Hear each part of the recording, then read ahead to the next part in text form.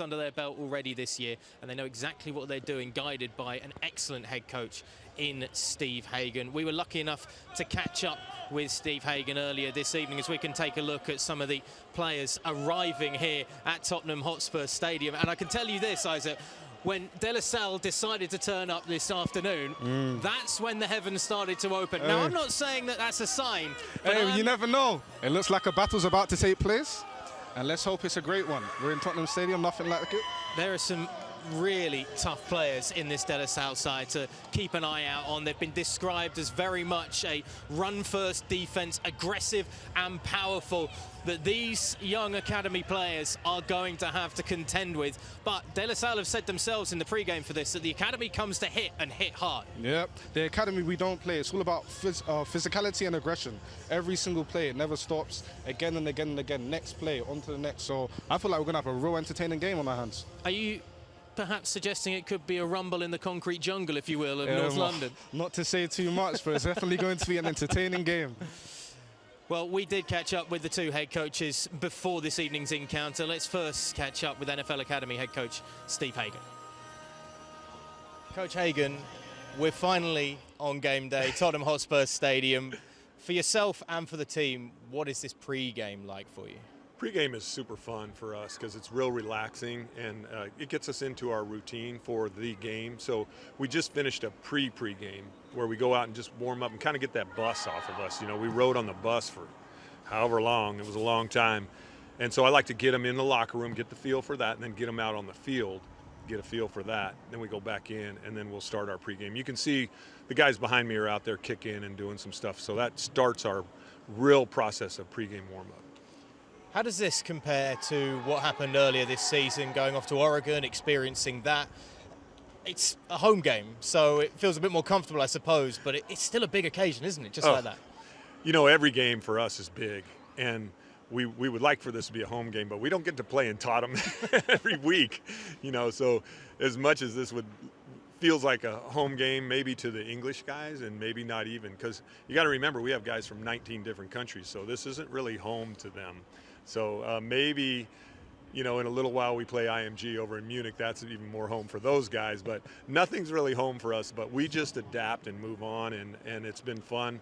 Like you mentioned, we played Edgewater in Loughborough to start the season. Then we went over and played in America at the Nike Kickoff Classic, which was outstanding. And then we get to come back here and play here in Tottenham. And this place is spectacular. You know, the Jets just played, who was it, just this past Sunday. And then there's another NFL game with the Bears, and the Jaguars, I think, are going to be in here in about 5 days. So we're sandwiched in between two NFL games, which is super cool. You're the fourth international series game in London this year, that's for sure, and it almost sounds like you're leading a pack of lost boys, and you're the Peter Pan in charge of them, if you will. But there's a bigger perspective for this whole game and this whole event, because this is hugely important for yourself and the academy in terms of getting eyes and attention on what's happening and bringing in new players. Absolutely. You know, this is huge for recruiting, and our recruiting is all based on helping these guys, whoever's in the academy, all our players, have a chance to go play in America, in universities. And we've been able to put guys into Oklahoma, Tennessee, Boston College, Colorado, big universities, big-time football. So, and we just had a couple guys commit today, one to Boise and one to Long Island. So we're super excited about how our recruiting is going. We work hard at it, and then we develop them. When they get here, we develop them, and that's the biggest part, developing football players in Europe. Coach, best of luck with the actual game tonight as well. There's so much going on, but we really appreciate the time. Thank you. Appreciate it. Hey, we are super excited and can't wait for kickoff. Cheers, man. Thank you. Cheers, Coach. Beaming and ready to go, Steve Hagan. He loves this job. He enjoys his job so much. But not only that, he's coached and experienced at every single level. So he knows how to teach basically any sort of player in their sort of development at whichever stage they come into the NFL Academy. Having a head coach like Coach Hagan, it's amazing, because when you have someone who's taken directly from the NFL, they bring all of that experience down with them. They share, they can relate to players, they understand each. He takes time to understand each individual player and how he can coach them best to make them improve. So the development with the players will grow a lot and has grown a lot. So we have a very interesting game ahead of us. What about the man on the other sideline, Justin Allenbar? We caught up with him before this evening. Coach Alan Barr, welcome to London, welcome to Tottenham Hotspur Stadium. I know you guys have taken in the sights in London, but how does this compare to everything else you've seen so far? I mean, it's hard to beat Westminster Abbey, but when we walked in, I'm not easily impressed, but walking into the stadium, it's pretty incredible. You know, there's a lot of wide eyes from our players, coaches alike, but what a neat opportunity that Nike and the NFL has given us. This is a once-in-a-lifetime opportunity, and we're very thankful and humbled to be here. Kind of brought the whole cavalry with you. There's the players, there's the families, there's the coaches, there's the support network as well. Just how big has this been, getting all of this ready for this game coming up this evening? Yeah, I wouldn't want to do it every week, let's put it that way. But, you know, for a trip like this, it was worth it. There's a lot of logistics that went into it. We have a great support staff, our athletic directors, and the parents helped out too. They're at a nearby pub from a picture that was just sent to me from my wife. So looks like they're enjoying the moment before they come into the game. But that's how it should be, you know, get to come and watch their sons play, you know, in such an incredible environment that, you know, is a business trip for us, but they got to enjoy a real, you know, vacation. I was going to say, I just heard you before we came on having a chat and saying it's business, it's business, it's business. Is there a little bit of fun as well involved though in this? Yeah, I mean, high school sports are also supposed to be fun, you know, but in order to have fun in a football game, you got to put in the work. So we've tried to balance it, you know, whenever there's a football activity that involved us practicing or playing our team meetings or anything like that, it was a very business-like approach. You know, when we went out into downtown London, we let them hoot and holler a little bit and have some fun. You know, they're teenagers, and you know, I'm not a teenager anymore, but I do remember what it was like to be a teenager. And you know, we were at Cheshunt Football Club, and they treated us incredible. By the way, we formed a great relationship with them, and we look forward to going and practicing on their field every week and or every day. And we had a great time over there, and the players had a good time. We had a great youth flag football event just right across the street yesterday at the Duke Academy for some in America middle school age kids, and there's been a lot of fun, but tonight's about business. And it's about preserving that undefeated record as well of the season, I take it. Yeah, the thoughts cross my mind. You know, but wins and losses are an outcome of the work that we put in. We've been putting in pretty good work this year. I'm anticipating a good effort from our boys, and we're going to need it. That's a really good team over there. Best of luck tonight, Coach. Thanks, appreciate the time. it. Thank you. Yeah. Certainly looked a very different field a few hours ago when we spoke to the coaches, but down there now, De La Salle are out on the field ready and raring to go. The heavens have had their brief shower, but I can tell you blue skies are starting to appear above our heads here at Tottenham Hotspur Stadium. I think there are a number of players that we need to keep an eye out on in this game this evening. None, of course, can be considered as important as the NFL Academy quarterback Michael Sabo, as the servicemen who are representing the armed forces just starting to take centre stage as the pre-game rituals and the pomp and circumstance that comes with coming to Tottenham Hotspur Stadium is starting to take place. We will, of course, have the national anthems as well before we get going. But Michael Sabo as a quarterback, starting quarterback for the NFL Academy side. It's not the tallest guy on the planet. When I went there this week, I was surprised. He's kind of tiptoeing and peering over his offensive lineman. Yeah, not the tallest, but definitely a skilled quarterback, really focused in his pocket, he knows what he's doing. Sometimes height isn't everything in sport. Sometimes it's about knowing the game, being comfortable in your position and getting the opportunity to show it. And he's got some wheels as well, which is always important. If you're a little smaller, it's good to have some legs. Well, it's always better if you can escape, beat a defender if you have no pass options available. So we might see some of that tonight. Well, Michael Sabo and co are ready and raring to go as we can bring you the NFL Academy squad for tonight. Now, time to go crazy for your home team. The one, the only, the NFL Academy!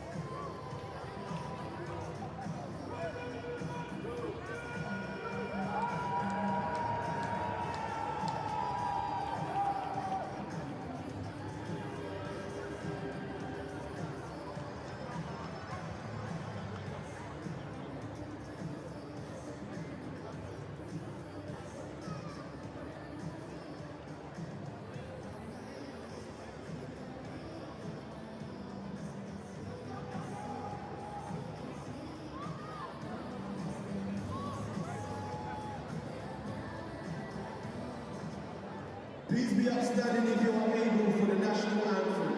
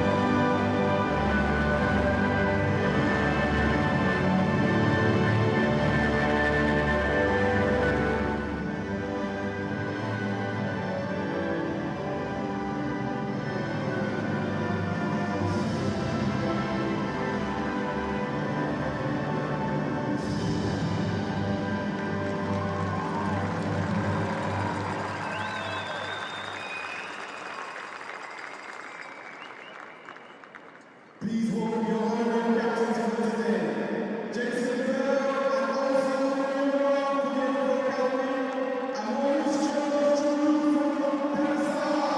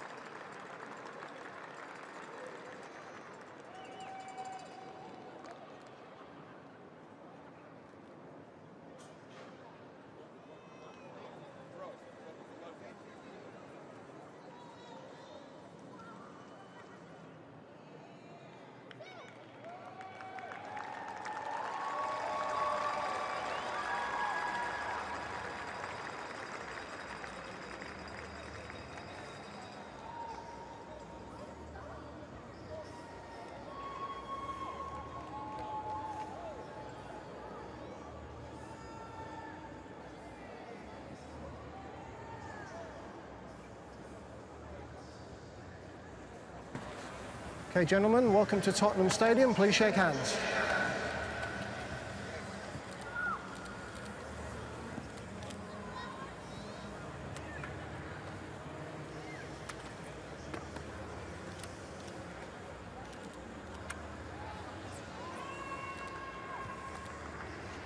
Okay, this is the coin we're going to use for the coin toss. It is a $50 coin.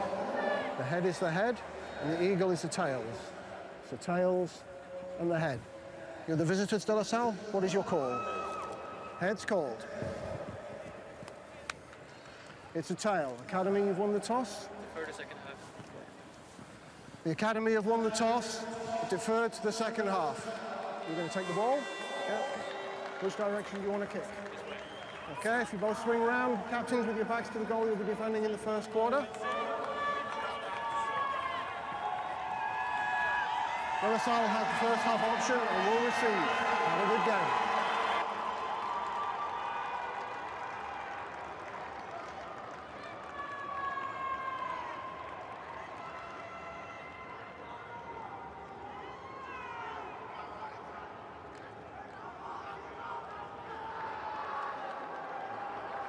Welcome back to Tottenham Hotspur Stadium then. We are high up on the gantry in some of the highest heights that this wonderful arena in North London has to show us, and we have a perfect view of everything that is about to play out before us here as the NFL Academy take on De La Salle Spartans. Delighted to say, joining myself in the commentary booth, former NFL Academy alumni Sam Fenton joining me here. Sam, firstly, welcome up to the booth. How are you doing today?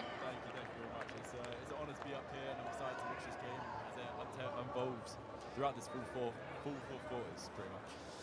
Full four quarters indeed, plus any additionals that may well be required, and we are certainly hoping for a close one, a tight one this evening, and there will be some tight stomachs down there, a few nerves just jangling around in the bellies of some of those NFL Academy players for sure, because this is basically what the season comes down to. 4 games this season have been scheduled. This is the 3rd of 4. And this, getting to walk out onto a field which just a few days ago had the elites of this sport running around playing in the NFL International Series, is some honour for these players, isn't it? Yeah, definitely. I feel like all the guys down there can expect a great game out there. They're going to have a full pitch, what the pros play on, and they're going to be able to excite for kickoff, and they're going to have a great game. Well, it is the Academy that will be kicking off to get this first quarter underway. Rafael Verona Blackstad, a former rugby player who has turned his attentions now to the NFL Academy, will be kicking off. And it's going to be a little squib kick just up to the 30-yard line, which the Spartans just about are able to hold on to eventually, and it will be a 1st and 10 to get things going for the side from sunny California at the 32-yard line. And this is what we get to see, the De La Salle offense that is running one of the trickiest offenses for a defense to deal with, the veer. Sam, can you give us a breakdown briefly what the veer is and why it caused so many troubles? Yeah, so effectively they're playing a triple option offense there, and so you can expect either the quarterback number 13 or the 2 running backs to get the ball. So it's a very interesting offense, and we'll be able to see what they're going to come out with. Toa Fahave just handing it off straight up the middle, the running back Dominic Kelly taking the ball, and a solid game for around about 5 yards or so. A good start for the De La Salle offense as the NFL Academy is going to be stretched and tested. Joe Kieser, the German linebacker, in on the tackle. And we saw it straight away from this offense, and the offense that Toa Fahave will be running this evening. He had 3 different areas he could go to with the ball. It's another handoff up the middle that he's going to keep himself. Toa Fahave now able to work his way up towards midfield across the 50-yard line. It's a good gain and a fresh set of downs for the Americans. Interesting to see, even when you think the quarterback's going with the keeper, there's a flick of the wrist just in case there's that option pitch to the wide receiver as well to keep a defense on their toes. Definitely, he's trying to always second guess you, and he's always trying to make you uncomfortable on the pitch, and he's doing a great job of it so far. Toa Fahave, 2 running backs split out behind him. He's going to hand off to the one on the right hand side, Deuce Jones-Drew, a name that we're expecting to see quite a lot this evening, and probably hear from the old man as well. MJD's son, the former Jacksonville Jaguars running back. And look, there are a fair few alumni out of the De La Salle High School to think about, but certainly when you've got one of the great running backs of the modern era of the NFL's son in your ranks, certainly helps when he's on the sideline coaching them too. This is a tried and tested and very well-groomed offense, as once again it's a little QB keeper from Toa Fahave, and he gets up towards the 40-yard line. He's going to be stopped about 2 yards short of the 1st down marker, and it'll be a 3rd and 2 coming up for the Americans. It's the speed as well, Sam, that they've got. It's a track team, a very impressive and high-caliber track team that runs this offense. Definitely, you can tell this team is a high-level team in the States, and they've come here for a show. The jet lag, nothing stopped them. They've come out with a fast pace, and I'm excited to see what they're going to do on this drive. It's interesting as well, we see the NFL team struggling with the jet lag. It's just a handoff up the middle, a little bit of a shoot and boot out of the pocket in the middle, and Derek Blanchet is able to work his way across for what looks like to be just enough for a fresh set of downs. He had to work really hard though, bouncing left and right once again in that melee of bodies to pick up the 1st down. Quick feet shown there by the running back, and they have 4 or 5 running backs that they can just rotate in. They've got fresh legs all the time coming into the equation. Still haven't seen the quarterback look to the air yet. It's all been on the ground so far on this first drive for De La Salle. Hand off up the middle once more, and it's a rumbling, bumbling attack all the way up to the 23-yard line. A surging, marauding run through the ranks by Dominic Kelly. Another one of this star-studded offense. I've been told it's 4 running backs with about an 8.5-yard average per carry this season for De La Salle. Stopping the run is what the academy needs to do first. Definitely. They just got to hit hard and wear them down. And if they're able to do that, they'll be able to stop the run, and they'll have to change up their offense, and then they have to start doing other things, and we'll see what happens then. They'll be looking on the characters like Benson Jerry as this ball comes out of the 25-yard line, but it's recovered straight away by the running back. Some loose hands there from Derek Blanchet. First real opportunity for the NFL Academy to stall this De La Salle defense. This academy defense needs to keep on the throat here and needs to start pushing, hitting tackles hard, and hopefully they can get the ball and turn away with no points. Trinidad-born Brandon Bryant was in on the attempt at the fumble recovery as they go to the ground game once and more, the Americans, and Jones-Drew able to work his way up for a gain of maybe 2 yards on that one. It's going to be a 3rd and long coming up, and this is now where De La Salle might have to look to the air. There might be just a little bit of respite in terms of attacking the line, but the academy will need to be wary of what looks like it's going to be trips receivers out towards that right side. Single receiver on this near side. How does the defense tend to approach these situations, man or zone? For the academy, it's always zone, I think. But right now, they're doing a good job. They just need to get down. Just step away from the tackle initially that was missed in the end by Masek Arthur, the Italian, but 3 more bodies bringing down the De La Salle quarterback. And the drive just stalling as the Americans were getting towards the red zone. That's what this academy defense needs to do. It needs to keep on getting stops like that and keep hunting down the quarterback. They need to start hitting him hard and wearing him down to stop making mistakes, and ultimately this could turn into points for the academy. Ryo Shimoseki, the one in on the eventual sack. And the Americans are going to go for it here. Single back alongside the quarterback. Fahave takes the snap cleanly, sits into the pocket, now looks to fling it out towards the far sideline. That's going to drop short in front of the feet of Emre Spate. And that will be a turnover on downs, and that is a very successful drive, Sam, for the NFL Academy to start. Definitely, that's how you want to start. That's how, when I was ever in, that's how I wanted it to start. The defense to get a stop, set the tone for the offense. Now the offense can come out, build up a drive, hopefully, and ultimately put up points. And if they do that, they're in a great spot to start this off this first quarter. The attention will turn now to the number 3 for the NFL Academy. Michael Sabo, the Austrian out of the Vienna Vikings, starting quarterback for the academy. It's going to be 2 tight ends either side of the line, running back alongside him, and 2 receivers on either side. Just going to be a handoff straight up the middle, but that is the front defensive line of De La Salle that we were talking about earlier. They are an impressive machine, and there was nowhere for Isaac Fuller to go. Definitely, that defensive line is one to watch out for. They're playing like an even front right now, and they're swarming to the ball. They're trying to get that ball. They're hungry for it. So we need to see what the offensive line is going to do here for the academy, and see if they can ultimately figure out a way to stop this D-line and get out there. Matthew Johnson, the Oregon committed man, the best interior lineman on this defense for De La Salle.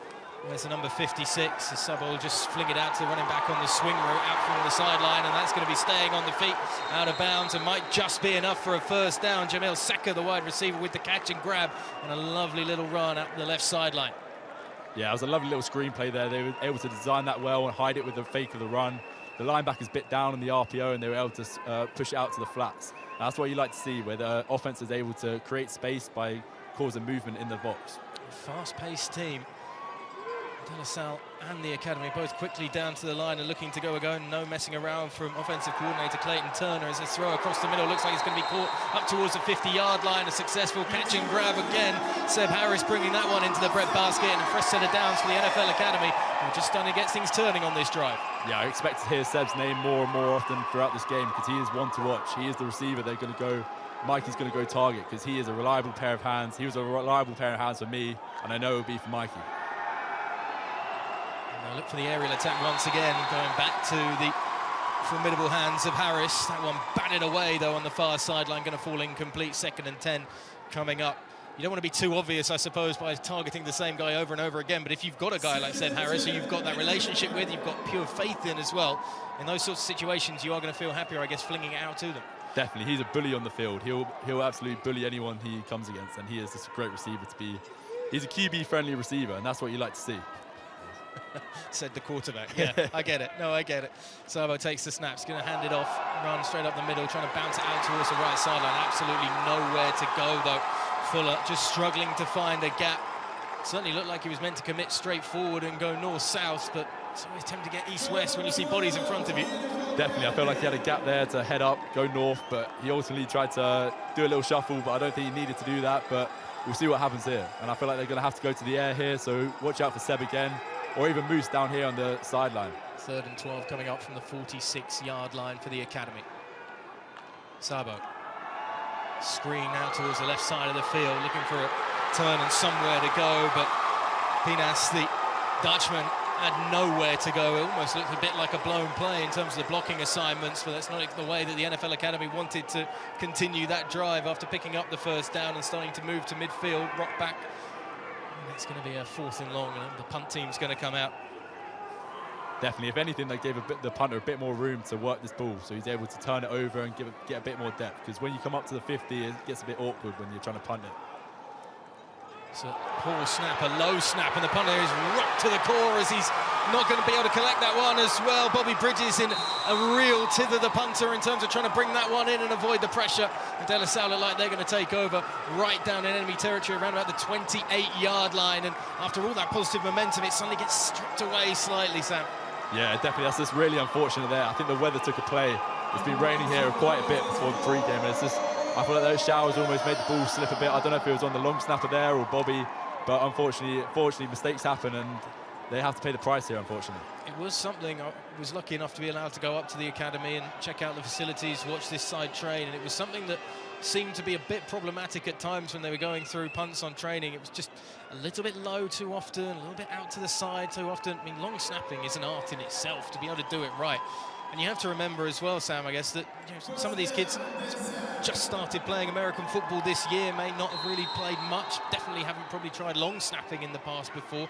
It's trying to fit 4 years' worth of high school football into one, but the defense is still standing strong as the 1st and 10 is going to be pushed back about a yard or so. No room whatsoever for Blanchet to get moving.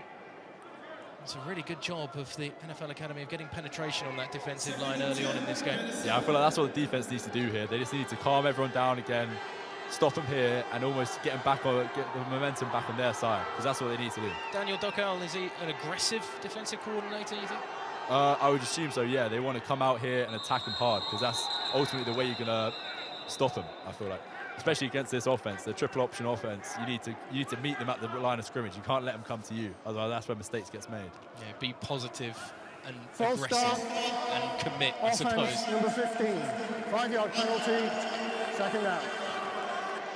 Yeah, Lucas Platzbecker, the one with the false start. Yeah, that's unfortunate. I feel like the academy just needs to keep on applying the pressure and mistakes start to happen. And when mistakes start to happen, that's when points ultimately come, and hopefully we'll see what happens if they're going to go into the De La Salle side or academy side. Oh, it's an absolute chasm up the centre of the field and bounced out towards the right sideline for Blanchet. Gets up towards the 20-yard line, and he's going to pick up a fresh set of downs. It looks like maybe an inch short, but that was a huge gap for the running back to be able to work his way through. Yeah, the O-line did a great job there. It looked like a zone block, inside zone, and he was able to see the gap and head north. And he was able to split those defenders, break a tackle, and gain a 1st down.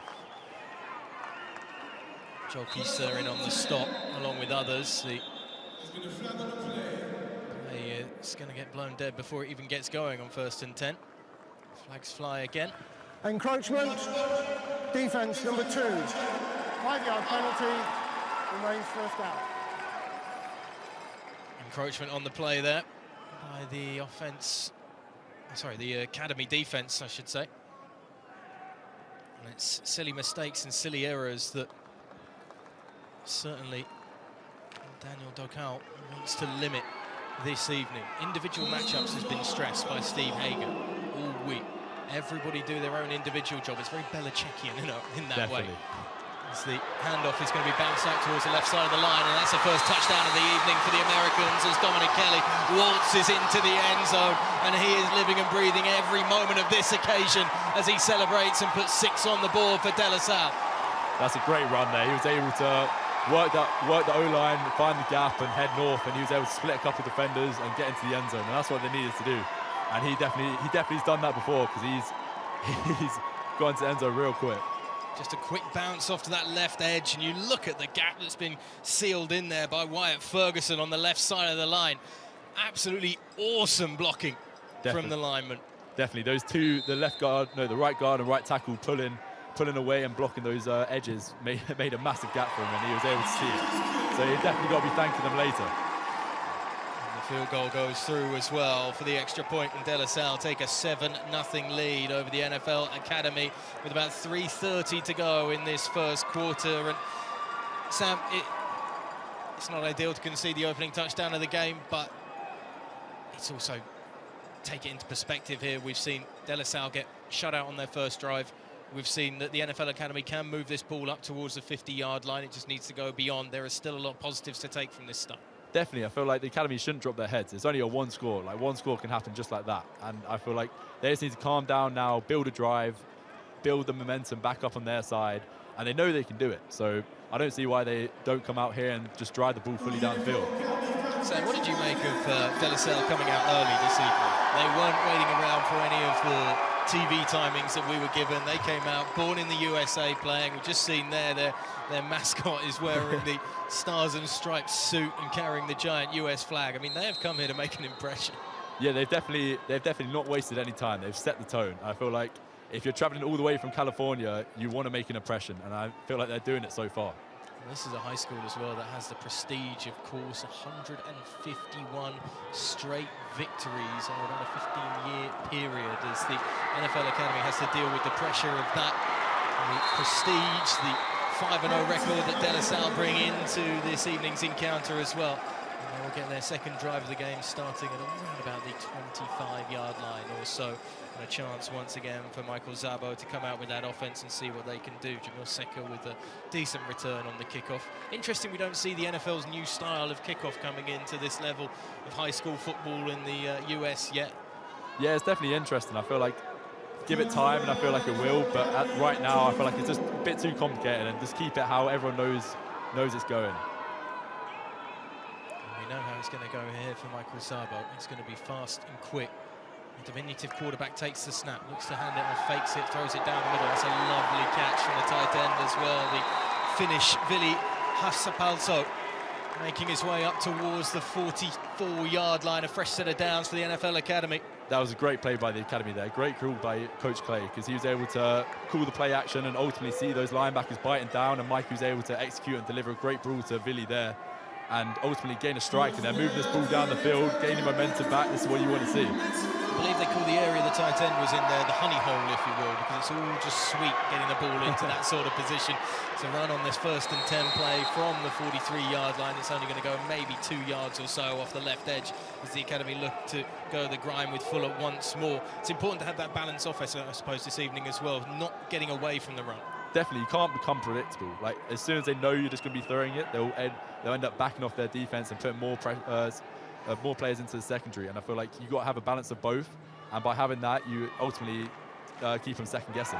Casalo in motion before the snap, because it's a run straight up the middle from Fuller. He's going to be down at the 41-yard line in enemy territory, but there's a flag on the play, and this one could be coming back. We will wait to find out from the Zebra group.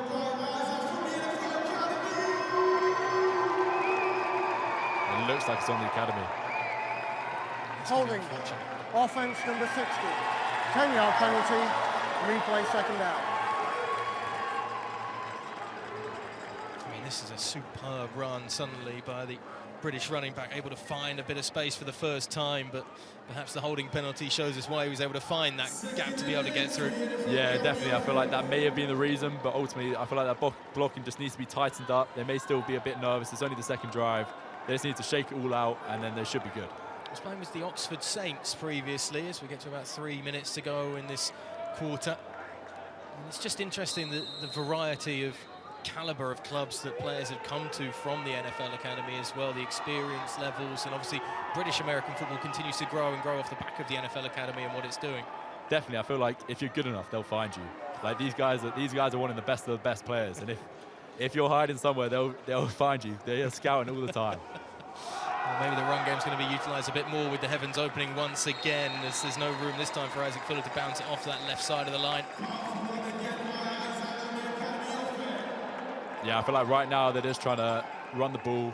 They may be setting up a play action here, I don't know, but if they are, it'd be very clever because they're seeing number 44 and all the linebackers bite down, and if they keep on thinking it's run, they may bite him here with a play action over the top and gain that first down. 3 receivers out to the right-hand side here for the Academy as Zabo is just looking across to the sideline. You can see the form of Coach Hagan is just a stone statue perusing the NFL Academy as Sabo's going to slip on this turf and go down to the deck.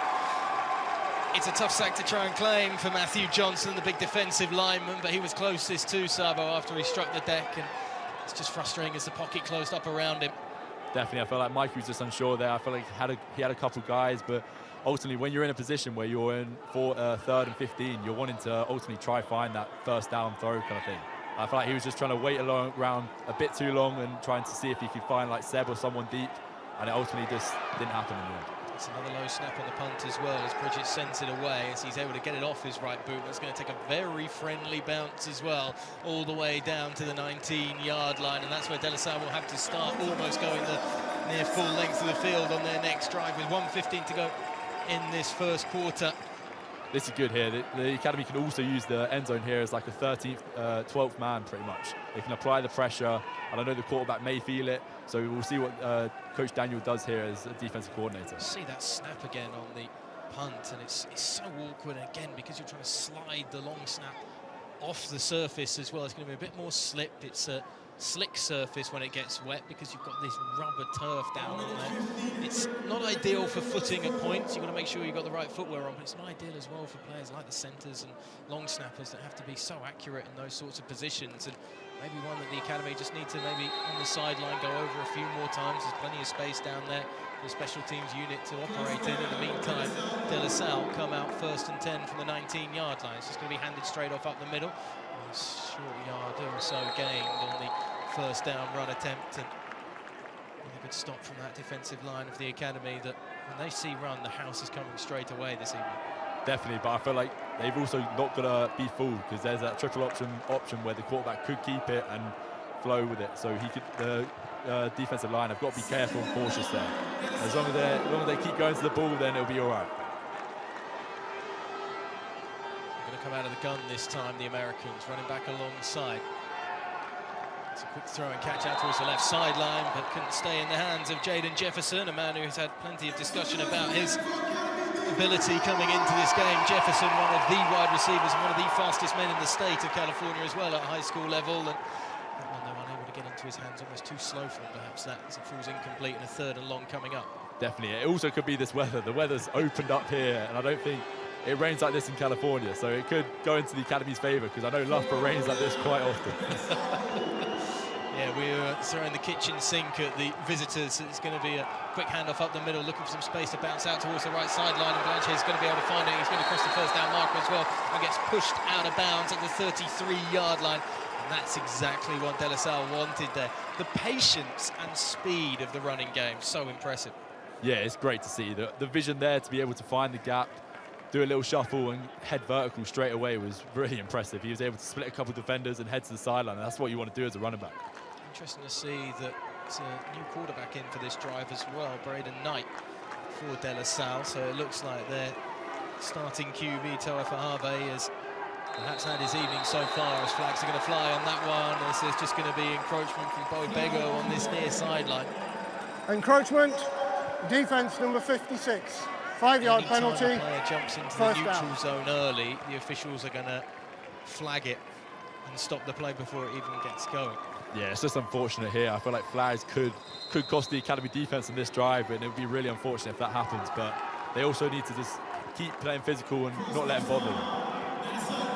Last 15 seconds of the first quarter, 1st and 5, then with a quick handoff, another one straight up the middle, just in between the tackle and guard on that left side, and it's going to go for a short gain of maybe a couple of yards and make it a far more manageable 2nd and 3 coming up for De La Salle.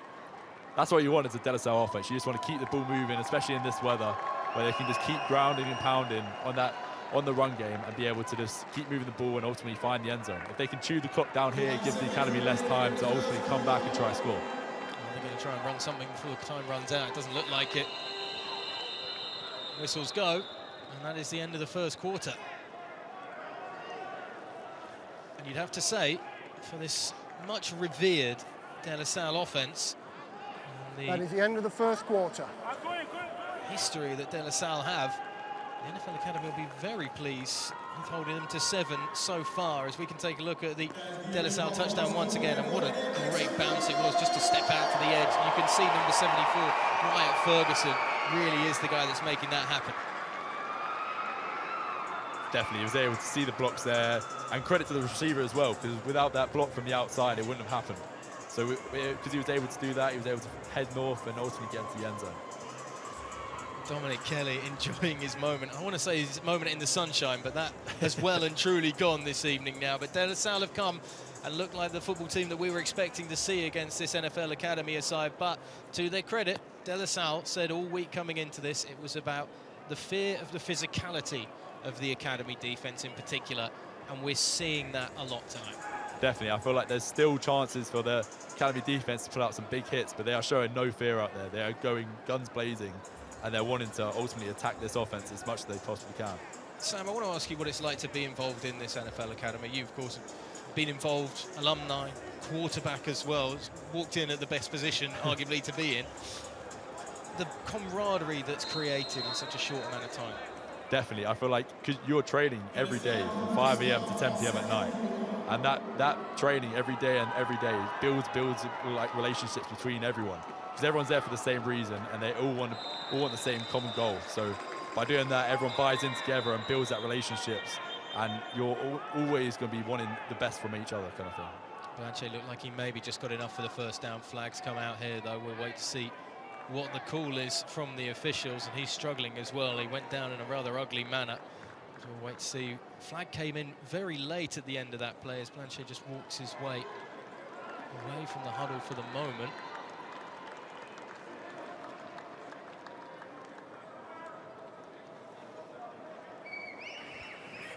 After the play was over, personal foul, unnecessary roughness, defense number 5.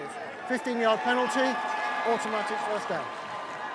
Joel Kieser, the one penalised then for the play penalty. He was the one in on the tackle as well, and you see that ripping the helmet off the running back there. It's not a great move, to say the least. You can understand why Blanchet was a little slow to get up after that. Yeah, definitely. I feel like Joel's going to be really frustrated with that one. He just can't maybe let his head loose there, and it ultimately cost the defense 15 yards, giving De La Salle closer and closer to the end zone.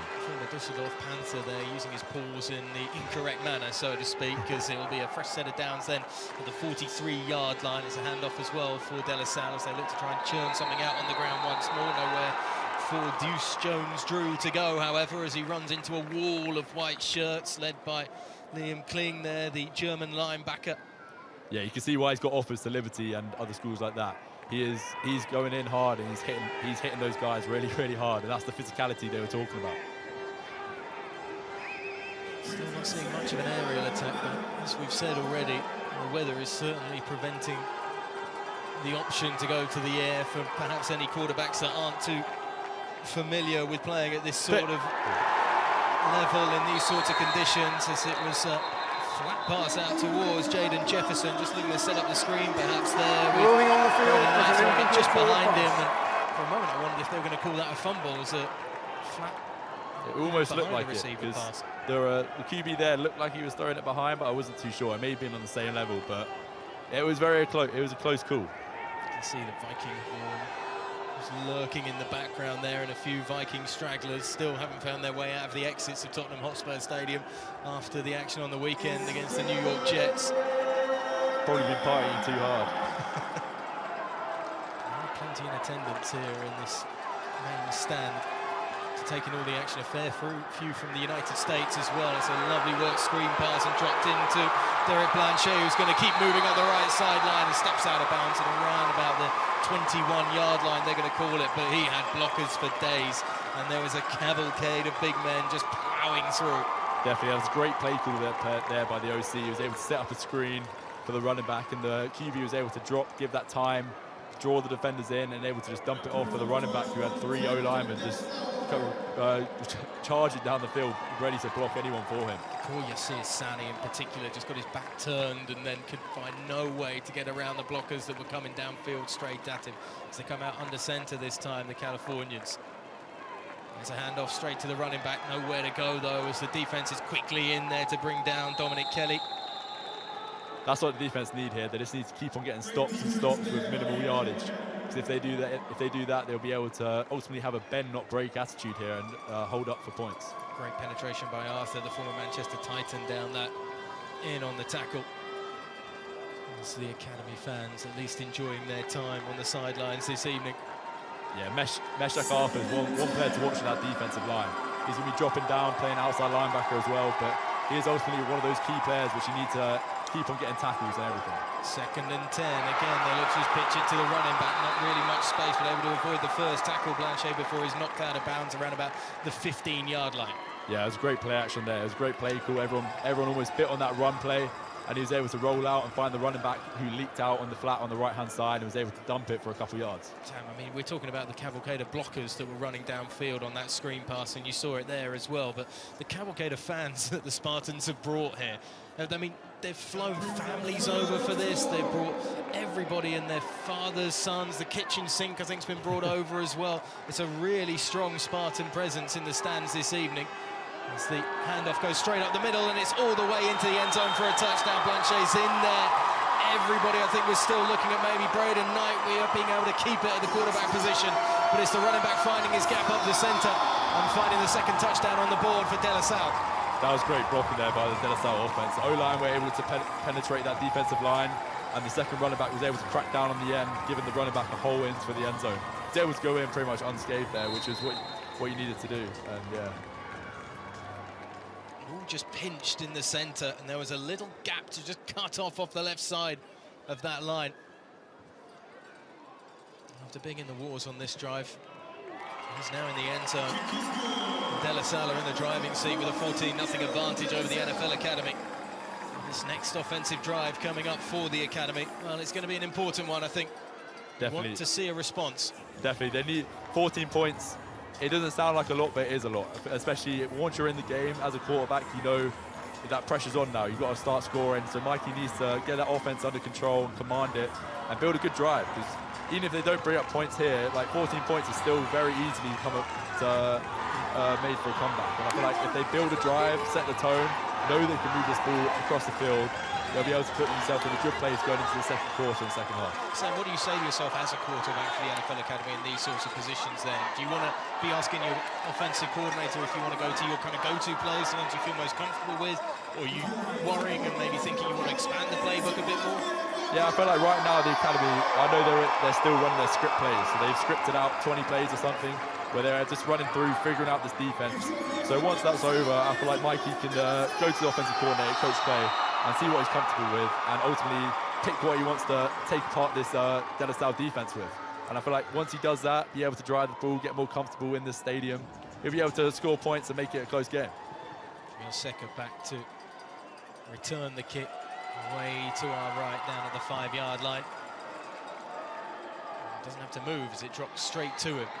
Going to bounce it off to the right-hand side, up towards the 20-yard line, escaping a couple of tackles and out of bounds at the 25-yard line. So the Academy take over then their 3rd drive offensively of this game, and an opportunity once again for Michael Szabo and this offense to try and just start turning the screw and working on this De La Salle defense. Yeah, I feel like Mikey here just has to have a short-term memory. I feel like he's just got to go into this thinking it's 0-0, coming out with no nerves now. He's got nothing to lose, and he just needs to start playing calm, playing like I know how he will, know how he can play, and ultimately just start trusting guys, giving them the ball, and moving this ball down the field. The work that Kevin Collins on that offensive line has been doing this week needs to pay dividends now. As I say, both he and Steve Hagan this week when I spoke to them were saying it's all about winning an individual matchup. If you can win 10 out of 11 individual matchups, you can get a play. It's just going to be a little receiver sweep from right to left across the backfield and up towards the 25-yard line. And maybe a gain of 2 or so. Definitely. I feel like if this De La Salle defense is going to start playing that cover one man, I feel like the academy offense needs to start taking shots here to their main receivers, because they're just playing one-on-one matchups outside, and they need to start taking advantage of this. Second makes his way across to the sideline. You just want to get it into your playmakers' hands, don't you, however, and let them do the work, go to business. Definitely, I feel like that's how I always approached it, and I feel like this is how they've got to approach it. Get it in the hands of Seb, Moose, in Isaac's hands, and let them show what they can do. Fake to handoff by Sabo and looks down the sideline, instead looking for his big target, the big number 81, Luca Wolf, the Austrian tight end, unable to bring it in the end. The former basketball player who's represented Austria before at that level. Definitely. Different beast here, though. Yeah, as I say, the academy find anyone and everyone who's an athlete, and I feel like that's a true representation of that. How did they find you then, Sam? I was already playing. I was playing for the London Warriors back down in my local team, and ultimately the previous academy coaches were there. They knew who I was, and I was able to get in that way. Coming out on a 3rd and 7 then for the academy. Empty backfield. Running back goes to slot position. Snap out of the gun. Flags on the play. But that's good, though. I feel like the academy are starting to take shots now, starting to take advantage of this cover one Full man. start. And I feel like that's what they need Offense, to do. number 71. 5-yard penalty. Remains 3rd down. Unfortunately, the 5-yard penalty for the false start on the offense is just going to shift them back a bit further. You can look at it 3rd and long is always 3rd and long, whether it's 7 yards or it's 12 yards, but you'd rather have the 7 in the end. Yeah, definitely. But I feel like Mikey knows what he's doing. I feel like the offensive coordinator, Coach Clay, knows what he's doing. They'll be able to work this and ultimately see if they can move the chains here. 9 minutes to go then in this first half. Second quarter ticking away. And the academy getting their chance to get their hands on the ball. And they want to keep this drive going as much as possible. Sabo maybe just changing something at the line, brings the running back alongside him to the right as he's going to drop back, not got much time. He's going to set the screen instead, just dumps it off to Fuller. And Fuller goes nowhere further than the 21-yard line as he gets his bell rocked and clocked by Nico Baumgartner, the linebacker. Yeah, I think that was a miscommunication there with the O-line. I feel like no one really released there for the screen, and I feel like I don't really know what happened. It was just, ultimately I feel like put it down to miscommunication, and let's see if they can just get this punt off clean and get a clean punt and turnover of chains. Bridges is stood back at around about his 8-yard line or so, as Steve Hagan just having a word with the offense down there, and that's a much better snap and a much better punt too that will go all the way back to the 37-yard line before it's picked up, and it's going to be brought back, and there's no room to operate in at all on this near sideline. A little bit of afters as well, which certainly the De La Salle sideline was not too happy to see. Definitely, I feel like it's starting to heat up now, tensions are rising, and that's what you want in a football game, I feel like. When they care about it from both sides, you know you're going to have a better football game. Yeah, that passion, you just don't want it to boil over and lead to silly mistakes and yellow flags down there, because that man in a red cap will be none too happy at all, Steve Hagan. It takes a lot to wipe the smile off his face, because he lives and breathes and loves this game 24/7. Definitely, yeah, and I feel like they just need to maintain that right level of passion and energy, and I feel like they just got to maintain it right and don't let it boil over.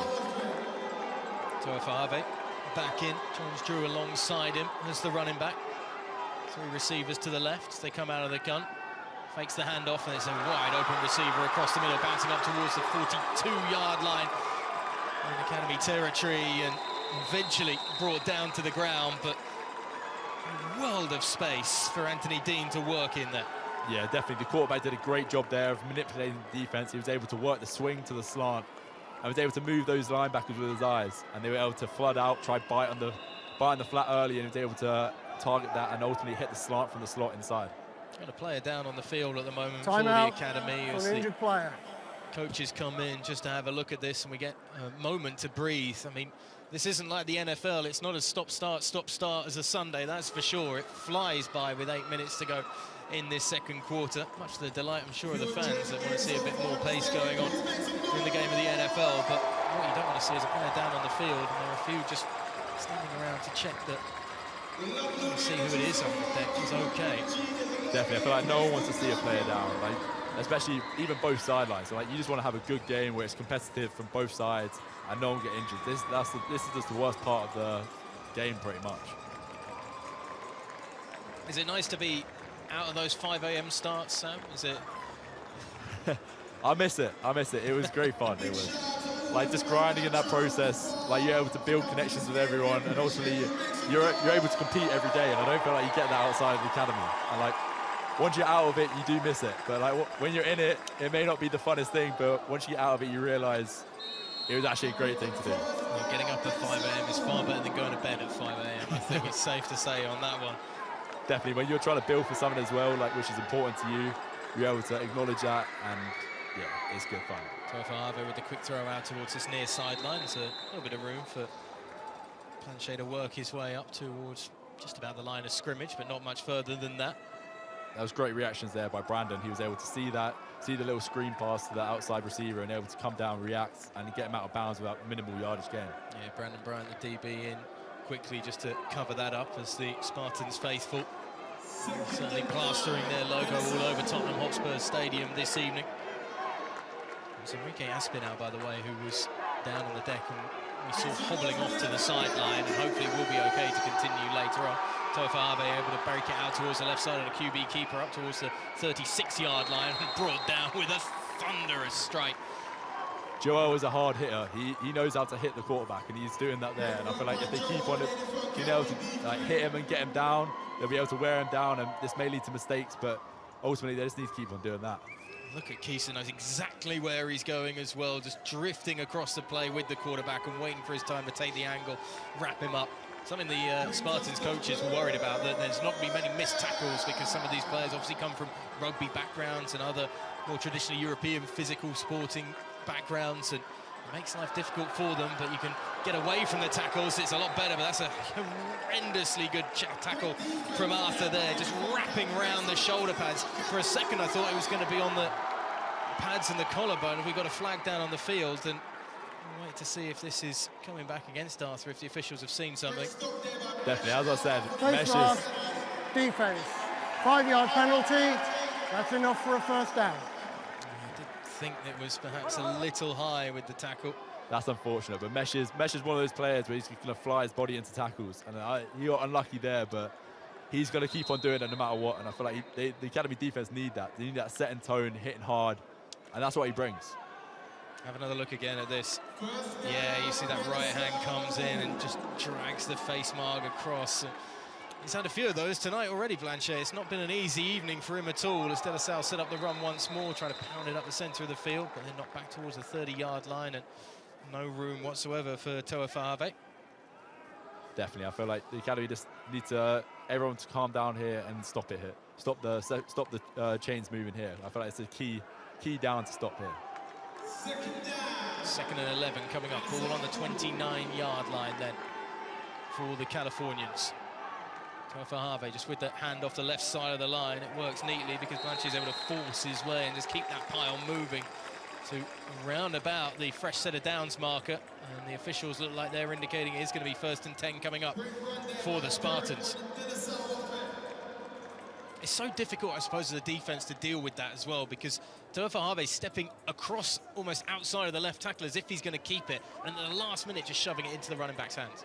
Definitely, yeah, they're making the defense make the choice first, and whatever they do is going to be wrong for a thing. So they've got to have a way of stopping that, and if they be able to figure it out, then they'll be able to make the offensive move to other stuff and be able to make it more interesting, because it's stuff they haven't rehearsed. Nowhere to go for Jones-Drew on that one as he takes the short handoff and just takes it straight up the centre, just off the left edge of the line for a gain of maybe half a yard or so at most. They're going to give him 2, in fact, on that one. Looked like a generous spot. 2nd and 8 coming up then for the Spartans. Yeah, the academy need to bend, not break here, and be able to stop this run. Empty backfield, 5 wide receivers out on the field for the Spartans, 4 down linemen for the defense.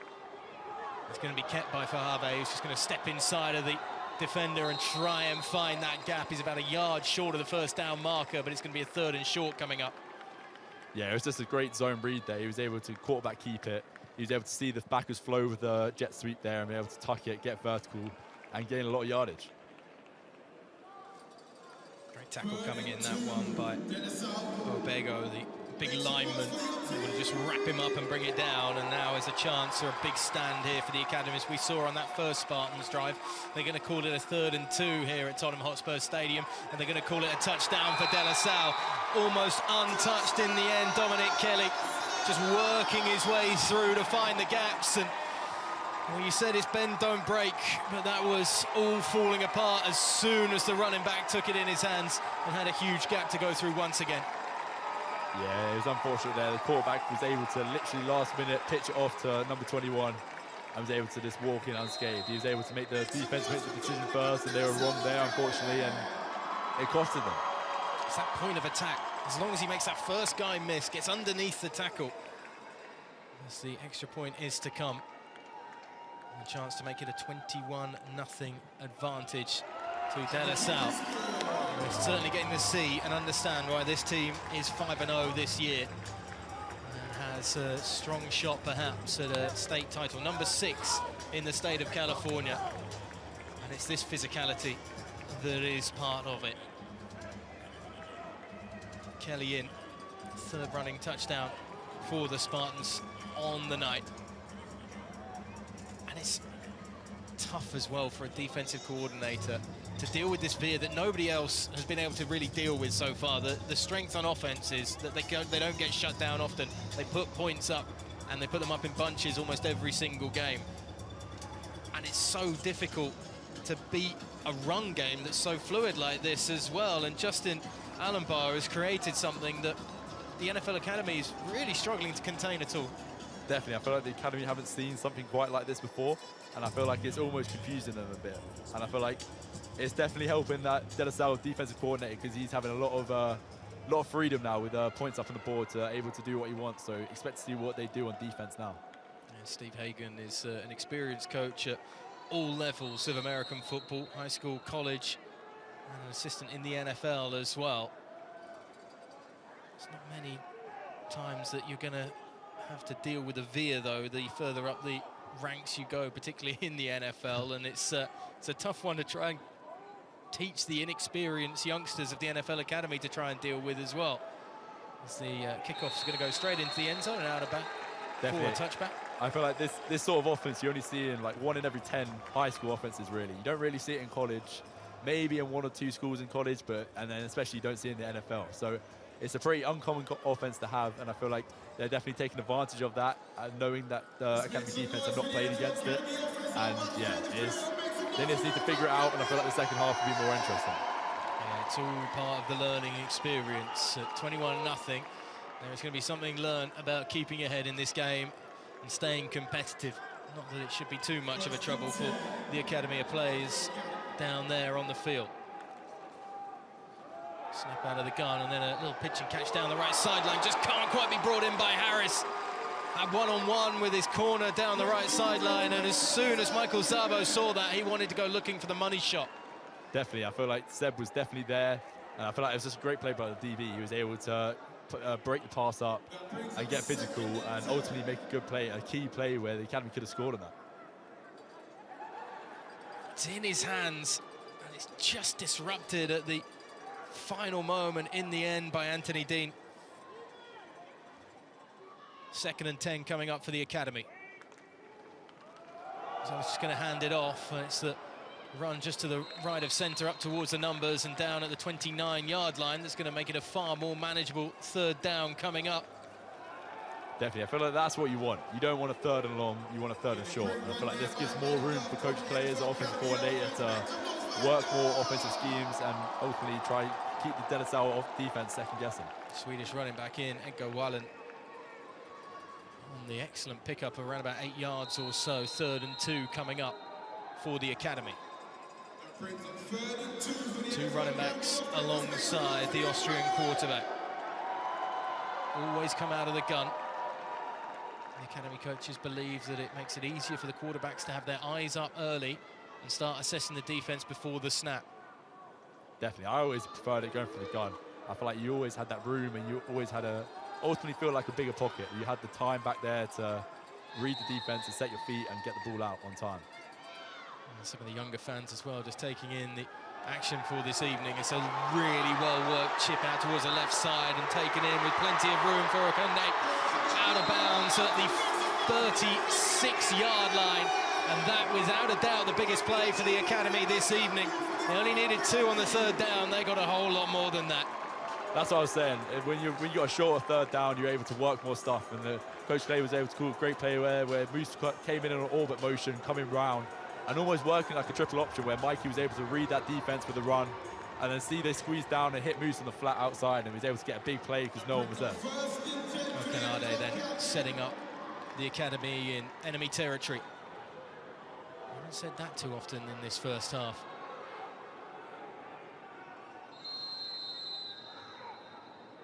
Timeout called on the field, and something to ponder perhaps for Stephen Hagan and his coaching crew right now. Timeout. NFL Academy. First time out of the half. Michael Sabo, those youngsters in the stands there. Nah, Mikey's a baller, man. He is great. He knows where he can see the ball. He can get the ball out on time, and he can deliver a strike. He knows what he's doing. He's comfortable in his body, and he's able to control this offense in a way where they're moving this ball now. And I mean, the ability to distribute with the arm speaks for itself, doesn't it? It doesn't really matter about the height as long as you know where your receivers are going to be and you can put it in that position. Definitely, yeah. I feel like once you know where they are, you can deliver a ball. Like, it doesn't really matter about the height. Certainly looked in control of his offense, getting them up to this point on this drive at least, as Sabo and the Academy get back out into formation. 3 receivers to the right of the Austrian QB. 4 down linemen for De La Salle. No interest in bringing pressure, at least on the defensive side, pre-snap. Sabo takes the snap, drops back, throws it across the middle, and it was just behind his intended target. Papasalo, the tight end, seeing it just flash behind him. Yeah, it looked like it was a misread there. Mikey was pointing to 81 Billy, where he was ultimately trying to run something else. And I feel like Mikey got confused there and had to work back late. And when that happens over the middle, it's just not going to work out. So Mikey did a smart choice there to just throw it down near the receiver and go on to second down. Did have an option over the centre that had a bit more space as well, as the Academy come out with 2 tight ends, one either side of the line. Flags fly as well before the snap. False start. Offense, number 33. 5-yard penalty. Second down. Go Allen, a little too early to jump the gun then, the Swedish running back. 5-yard penalty on the play, and the Academy get backed up to a 2nd and 15 coming up.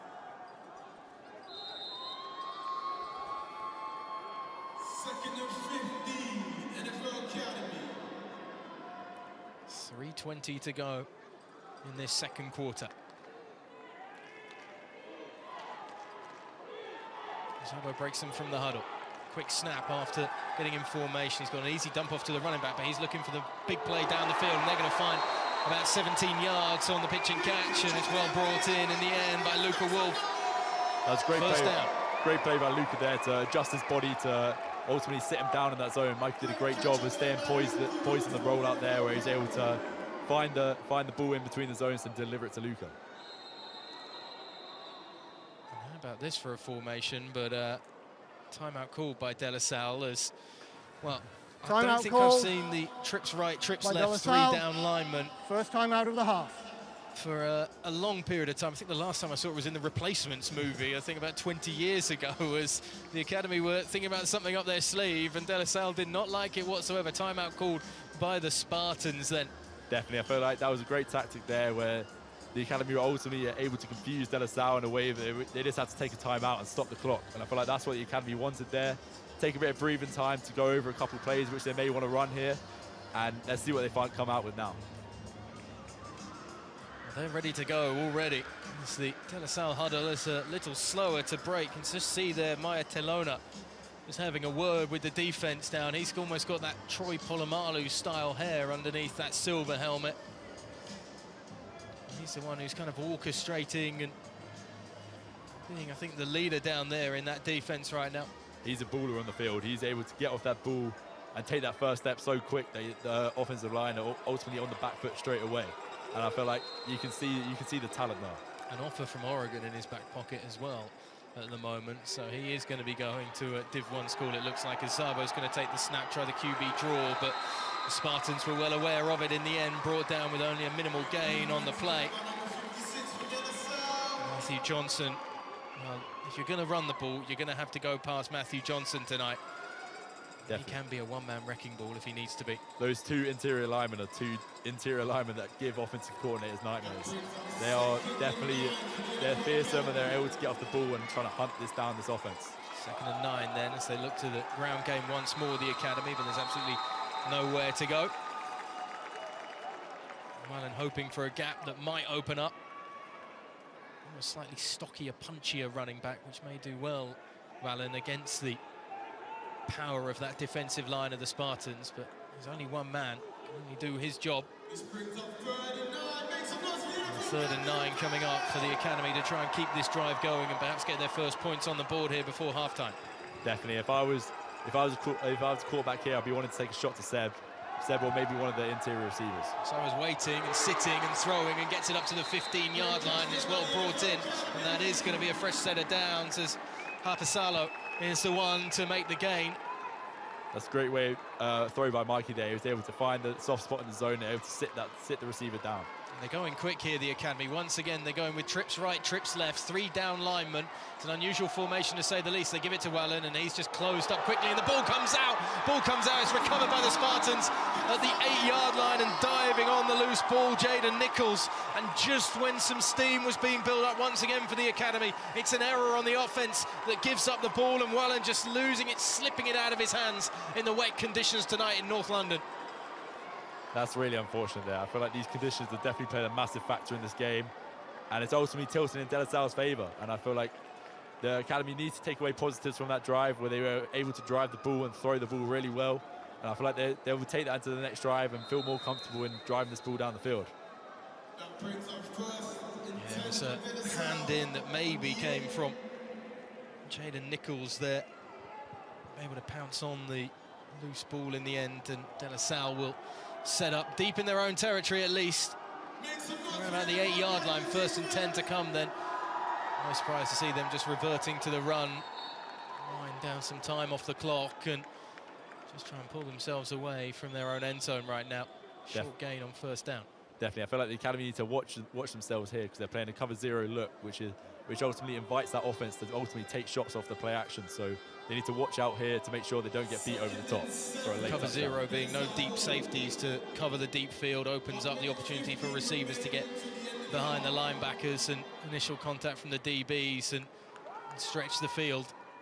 Definitely, yeah, and I feel like they're just trying to stop this run now and try focus on that, but I feel like they need to keep in the back mind that they can also throw this ball as well. It's exactly what this Veer offense plays into. You start focusing too much on stopping the run and it opens up the pass, or it might just open up the run. This one could be going to the house, could be going 90 yards for the touchdown. There's a flag on the play, flag on the play. Well, it's a touchdown Flag on the for play. De La Salle with Dominic Kelly. There's a flag back at around about the 18-yard line, though, in De La Salle territory. But there was nobody getting anywhere near another one of this quartet of blisteringly fast running backs that De La Salle have Offense, in number their 71. locker. Half the distance to the goal. Replay 2nd down. Holding called on the offense then. Ace Robinson, the offender, and that one's coming all the way back and halving the distance to the goal. Yeah, that's just a silly mistake by the offensive there, but I feel like they can also gain a bit of confidence there because they were able to show that they were able to run the full length of the field, and let's see if they can do it again. Yeah, I'm not sure that necessarily Dominic Kelly will be too happy about having to come back and the idea of running the full length of the field again. He's on the sidelines right now after that 90-yard burst. Yeah, I don't think he'll be too happy with the O-line there from holding up his touchdown, like a star player in this stadium. So, yeah, it's just unfortunate. So De La Salle will come out then with a 2nd and 9 from the 9-yard line with about 45 seconds to go in this first half. Second quarter winding down. So hand it off straight up the middle. And the run is well stopped at around about the 2 yards gain mark or so. It's going to leave it to 3rd and 7 probably coming up here for De La Salle. They might just let this one run out and let the clock run down. That was a great play there by number 5, Joel, the Mike linebacker. He's able to come down to the line of scrimmage, meet him there, and deliver an excellent strike.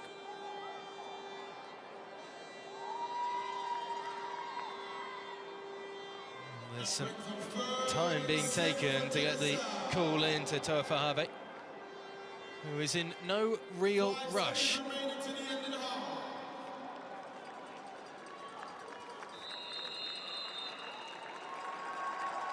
And that will be the end of the first half. So De La Salle 21-0 up over the NFL Academy. It is always a learning ground and a proving ground for the Academy, whether home or away.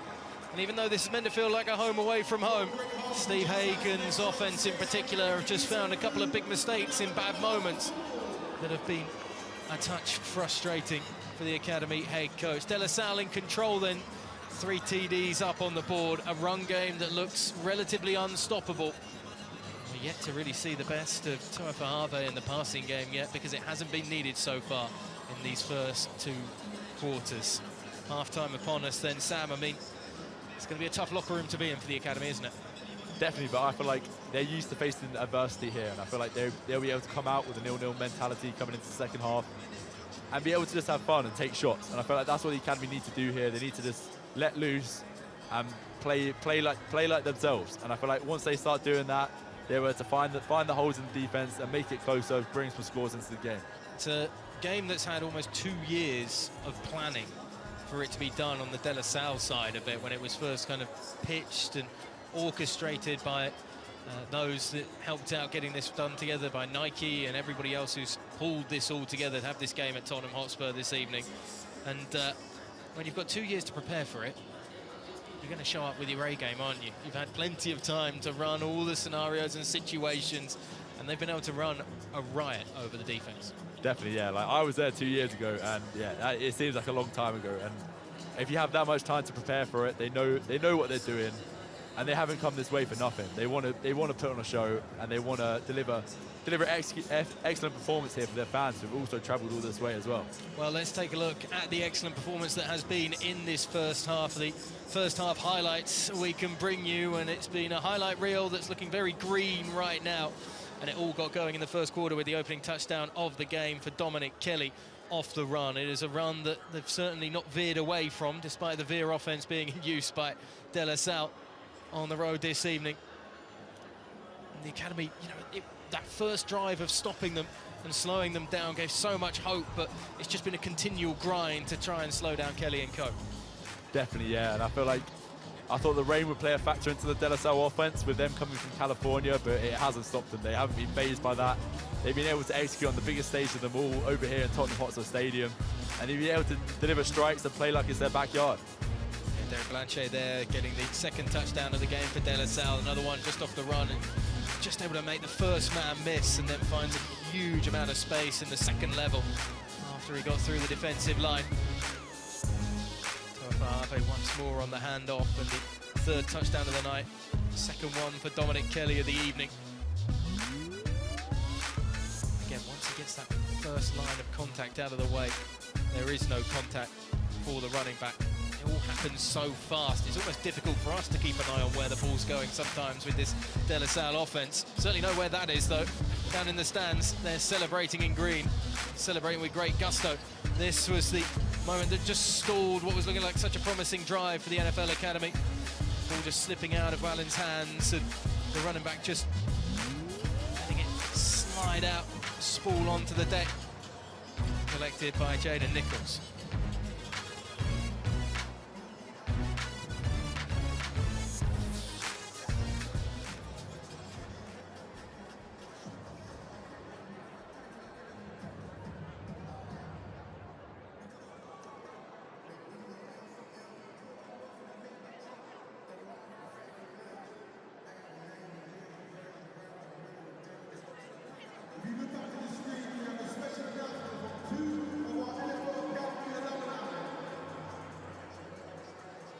Hey, today is another exciting day at the Academy. We love this day. We have two guys that have exciting news. Arthur, we'll let you go first. You want to go first? I'll go first. All right, so first and foremost, I want to thank God, because without him, I wouldn't be in this position. I'm right. I am right. What? Me first? No, we don't get to. Keep playing forward. Keep playing forward. Without him, I wouldn't be in this position. So yeah, I want to thank my boys in the back. It was 2 fun years. They pushed me through. I want to thank my coaches that helped me go further. I want to thank the old coach staff as well. And I especially want to thank Coach Ian because he helped me through the most. I love you, Coach Ian. Thank you for everything. My head coach, Chris Durham, he's been helping me since I came in, even until yesterday. He helped me as well. So shout out to Chris Durham. And yeah, man, it's been 2 long years. I've been fighting through. I accepted diversity. And yeah, we're moving on now. So with all that being said, now, wait, I want to thank my family as well, man. Like, come on, my family, my friends, my loved ones. Thank you guys, and I love you guys for real. Big Blue, committed to Boise State University. Yeah.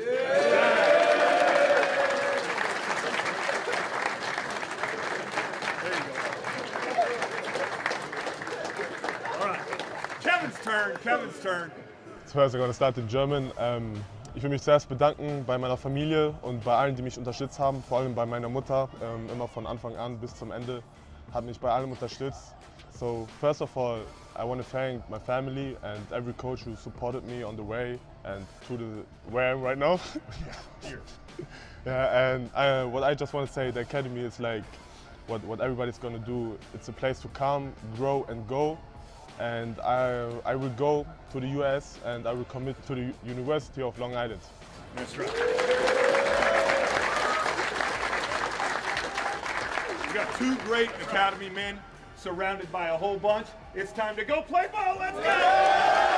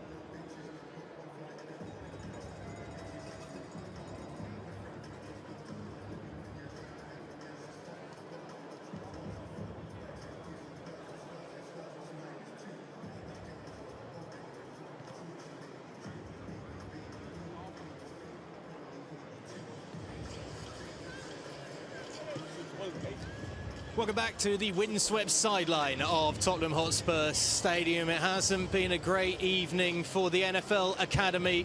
Obviously on the field. Off the field, though, there's been plenty to celebrate, as there so often is. Delighted to say that Isaac is joining me once again on the sideline. But we're also been joined by Kevin Benton and Arthur Debochi, who have just committed to schools in the United States. Now, Gentlemen, thank you so much for joining us this evening.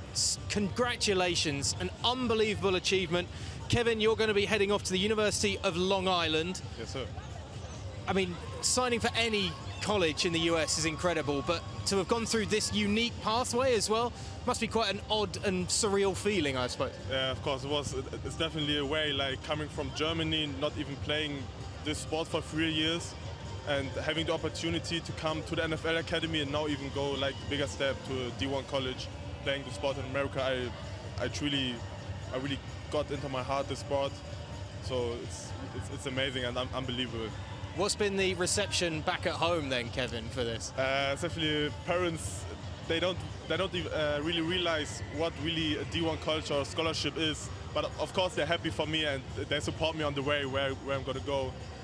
So yeah. And Arthur, you are taking to the sacred blue turf of Boise State. Any influence from a certain coach in the ranks as well who was part of the Boise setup? Nah, not even. I'm a joint forces with my brother Lopez, so we're about to be there together. I already knew a couple guys from Boise, and it feels good. There's a lot of heritage that comes with Boise State. We don't need to talk about what they did to Oklahoma and Adrian Peterson back in the day. It must be a rather proud moment more than anything else. Or what other feelings come to your mind when it? I just feel good. It's different, something else. I'm gonna go to an uncomfortable environment, so we will see. I'm gonna accept change and see, and I'm gonna go further. What does it mean when you've seen other players from the academy kind of make that step towards college in America? Does it really, when you turn up at the academy, reinforce the idea that it is not just an impossible dream, it's a dream that can be carved out for you guys? Nah, it feels good. Seeing the guys before me doing it, I knew I could do it as well, so it feels good. Seeing the guys there, I hope I'll see some, maybe play against each other, so it'll be a good feeling. And what's the mental focus for the next step then, Kevin? I mean, where do you go from this? Yeah, I guess it's back just down to work, business as usual? Yeah, definitely get back to work, get into the usual schedule, waking up in the morning, go to the gym, all that kind of stuff. So you guys haven't celebrated it at all then? You haven't had a couple of nights out or anything to let loose? Nah, not really, man. Nah, not really. We're always focused. Isaac, for yourself, to watch players go from the NFL Academy out towards the US as well, it just vindicates everything that the Academy's doing at the moment. Yeah, honestly, they come here and the goal is to get taught all about the beautiful sport about American football, learn it as a whole, catch up to speed with Americans who've been playing it their whole life, and go to the US. And Kevin and Arthur have done that here. I don't want to say those 3 little letters that are imprinted on the field, but this is the first step to a potential journey that we have seen British, European players take. Is that the driving force, the driving factor? Yeah, 100%, 1000%. It's definitely the dream to heading to the next level, doing the next step. It's definitely like a childhood dream, yeah. And it kind of helps, I suppose, from an early age, having those 3 letters on your uniform and on all of your kit throughout this whole process as well. Yes, sir. It feels good. It feels good. Like from a young kid, from the Panthers in Amsterdam, coming to the NFL Academy, they helped me grow, and now it's time to move on. Yeah, it's definitely a step, going to each team, reaching a new level, developing themselves. It's definitely a thing. Yeah. Well, gentlemen, look, congratulations. I cannot wish anything but even more than the best for you. And hopefully we get to see you back here on Tottenham Hotspur Stadium field on a Sunday at some time soon as well. Thank you, sir. Appreciate it. Thank you very much. Cheers, gents. Thank you so much for that. That is just one of the wonderful stories that we get with the NFL Academy every single year. Hopefully the second half will be a wonderful comeback story when we return. Sorry, guys.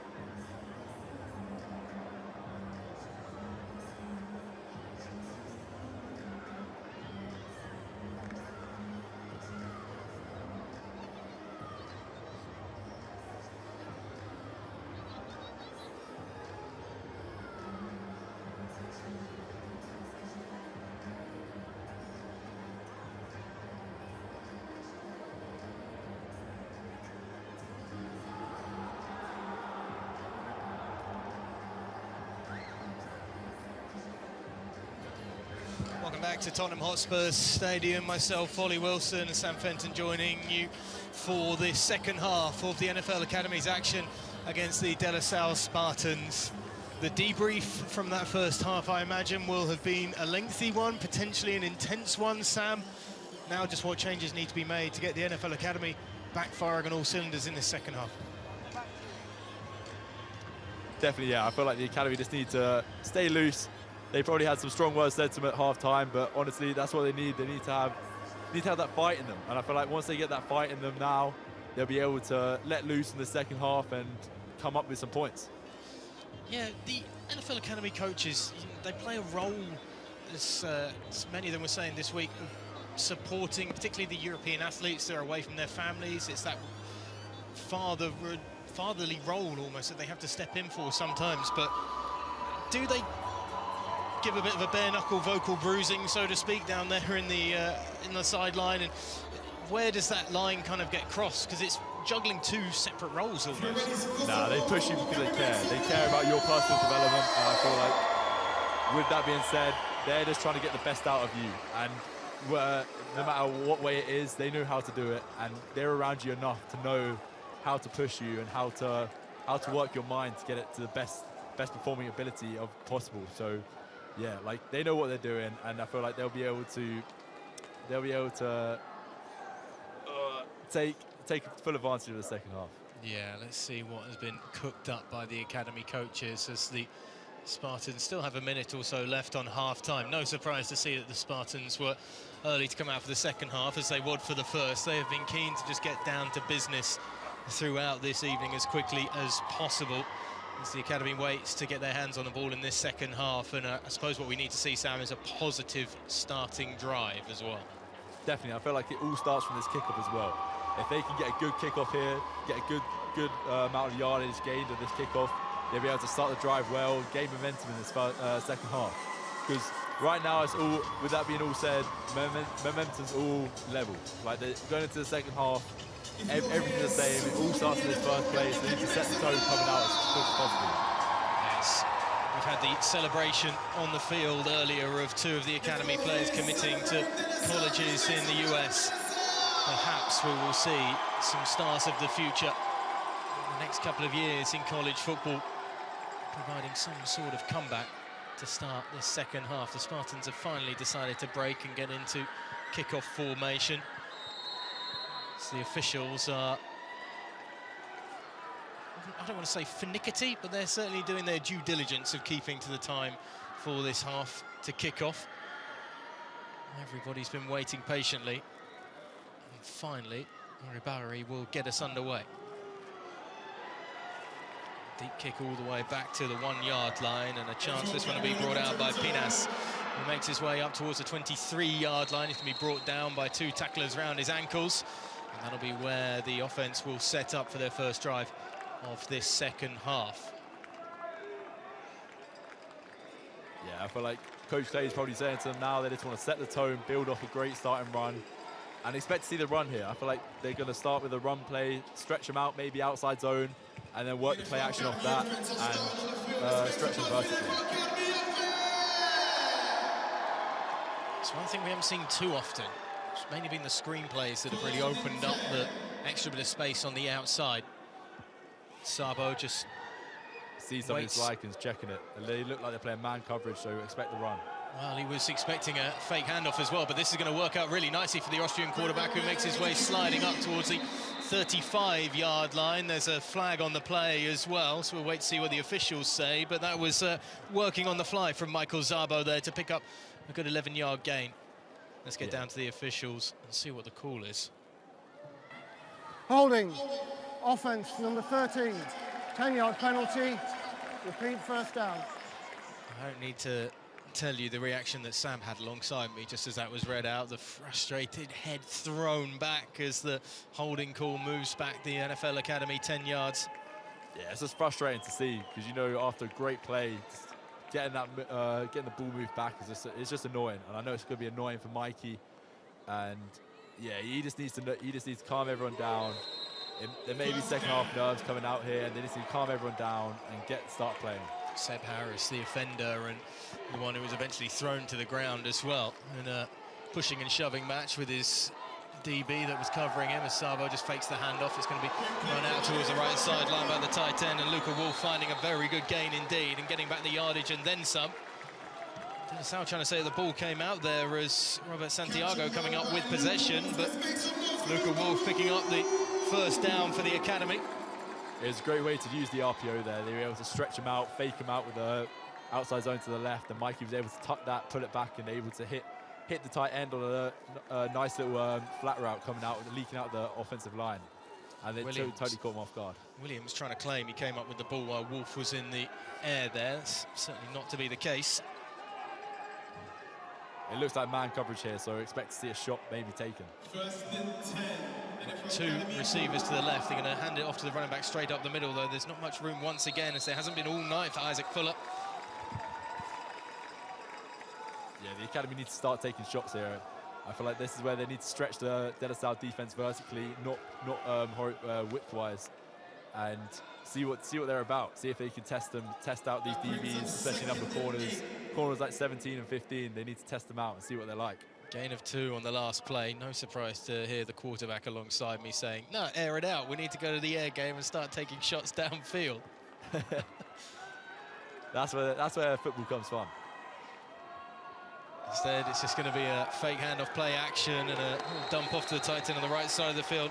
Apasalo, the one who hits the deck hard, but hits the deck after picking up about 5 yards or so. They just need to keep the ball moving like this. If they can build up a long, substantial drive like this, they'll put them in a good spot coming into the third quarter. Eerie quiet with the NFL Academy on offense just around Tottenham Hotspur Stadium. 3rd and 4 coming up. And a big third down as well to keep momentum going for the academy. Again, another check from Michael Sabo. 3 receivers to his left. He's going to drop back, fire it out to the running back, and that's well caught and just about enough for the first down as Fuller is brought down, but a touch too late in the end. Jaden Jefferson, the one in on the tackle. Yeah, it's great from Mikey there. He was able to read it out from high to low and able to just check down to the running back on the flat, Isaac there. I was able to do nothing special, but it ultimately moves the chains. That's what you want. You just need to keep moving the chains. That's the priority here.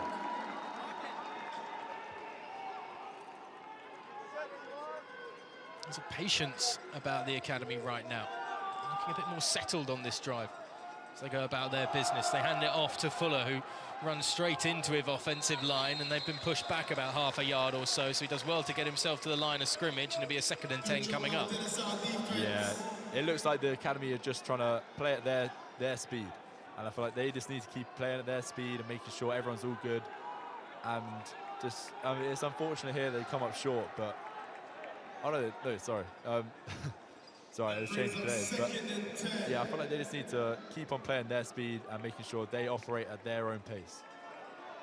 That's the thing that the academy want to do, is have a feeling of control in this one as they try something a bit too much. It's all a bit erratic in the backfield as it was fumbled in the end by Fuller, I think it was, who was trying to take it and then trying to pitch it off to the receiver as well, Kieser, and it just was very untidy. In fact, it was Verona Blackstad, the one who ended up fumbling it. Just never really got going. And it's because of the penetration off the defensive line as well. I think it was Matthew Johnson once more breaking up the play before it even got started. Yeah, Matthew made a great play there from playing the even Time front out. on the two-tech, as like a two-tech kind of thing. First time out of the half. And he was able to gain penetration and disrupt that play in a way that the academy weren't ready for. And I feel like if they were able to hold it there and gain the turnaround, they could have maybe made a play, but they just need to go back to basics until right now. It seems surprising, Sam, to be in a very settled situation that we were just discussing about the academy, and then you throw in a double fake trick play in the backfield that, when you're dealing with this defensive line, can get blown up. Definitely, I feel like that's a risk that the academy offense are wanting to take now. They're down by 3 scores, and they want to prove a point and keep the De La Salle defense on their toes. Well, the receiver reverse not paying off after the fake jet, and we'll see what the academy has coming out here on 3rd and long, and it's an almighty long as well. 3rd and 19 up for the academy here with the ball on their own 37-yard line. Glad to see that the smiles are still on the faces of those who've made the trip. It's been a very nice trip for the Spartan families that have made the long 9 or 10 hour flight across from California and taking in the sights and sounds of the capital city as Savo just rolls out to his right, looks for everything and more, and just throws it into the dirt in the end as it's a touch too short for Harris to get his hands on. Yeah, I think he was wanting a bit too much there. He had Isaac on the flat, who was leaking out, and there was no one around within 5 yards of him. I felt like if that was me, I would just try to dump it off to him and try to get him to get the first down. But Seb was open as well. It was just unfortunate they couldn't connect there.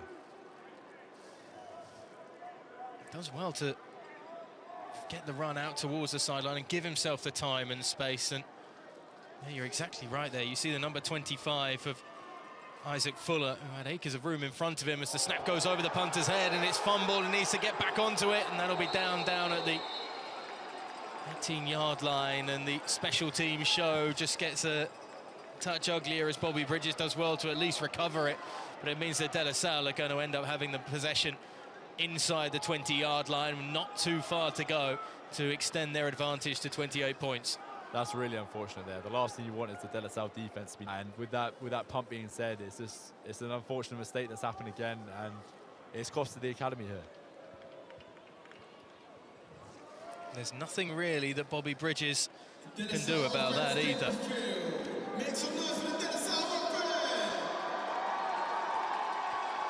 As the Californians' offense comes out of the gun. Once again, Toa Fahabe just give the hand off and eventually brought down in the backfield as the juking and jiving from Derek Blanchet just finds himself going nowhere.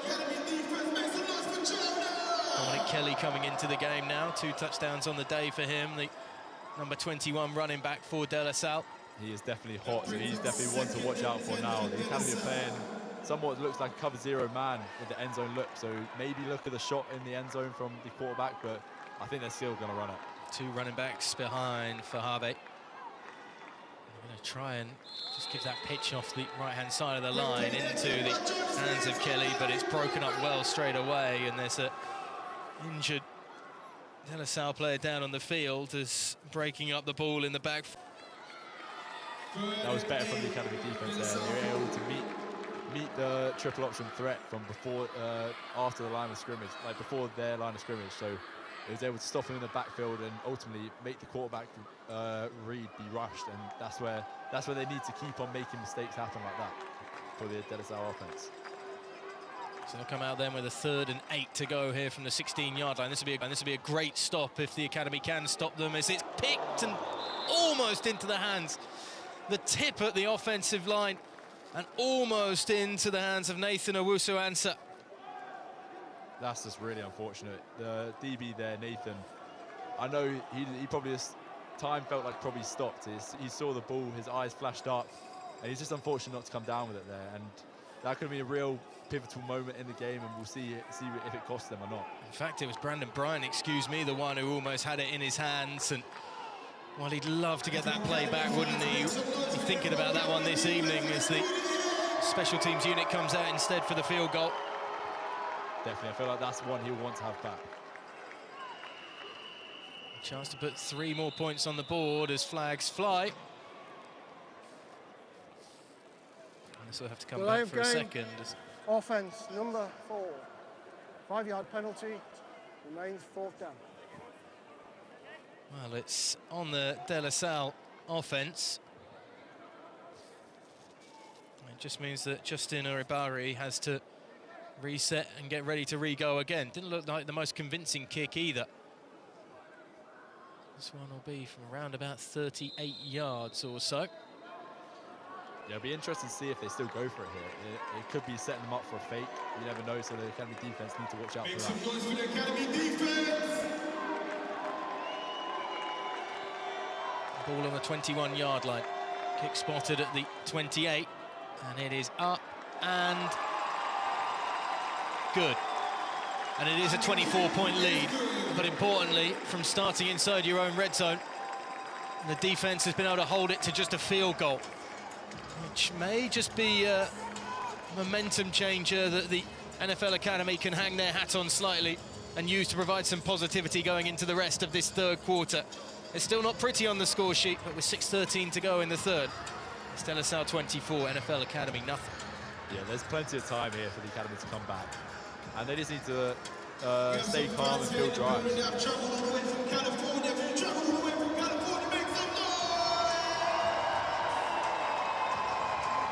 Once again, the Academy gets set to return and the offense gets set to go. You can just see Zabo there walking out in front of his head coach.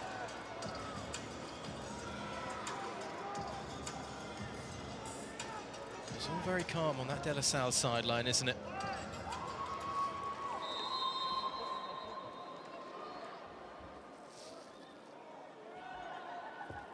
Pina's set to return. I was speaking to him before the game, and he was wanting to make a play. So let's hope to see if he can make a play now.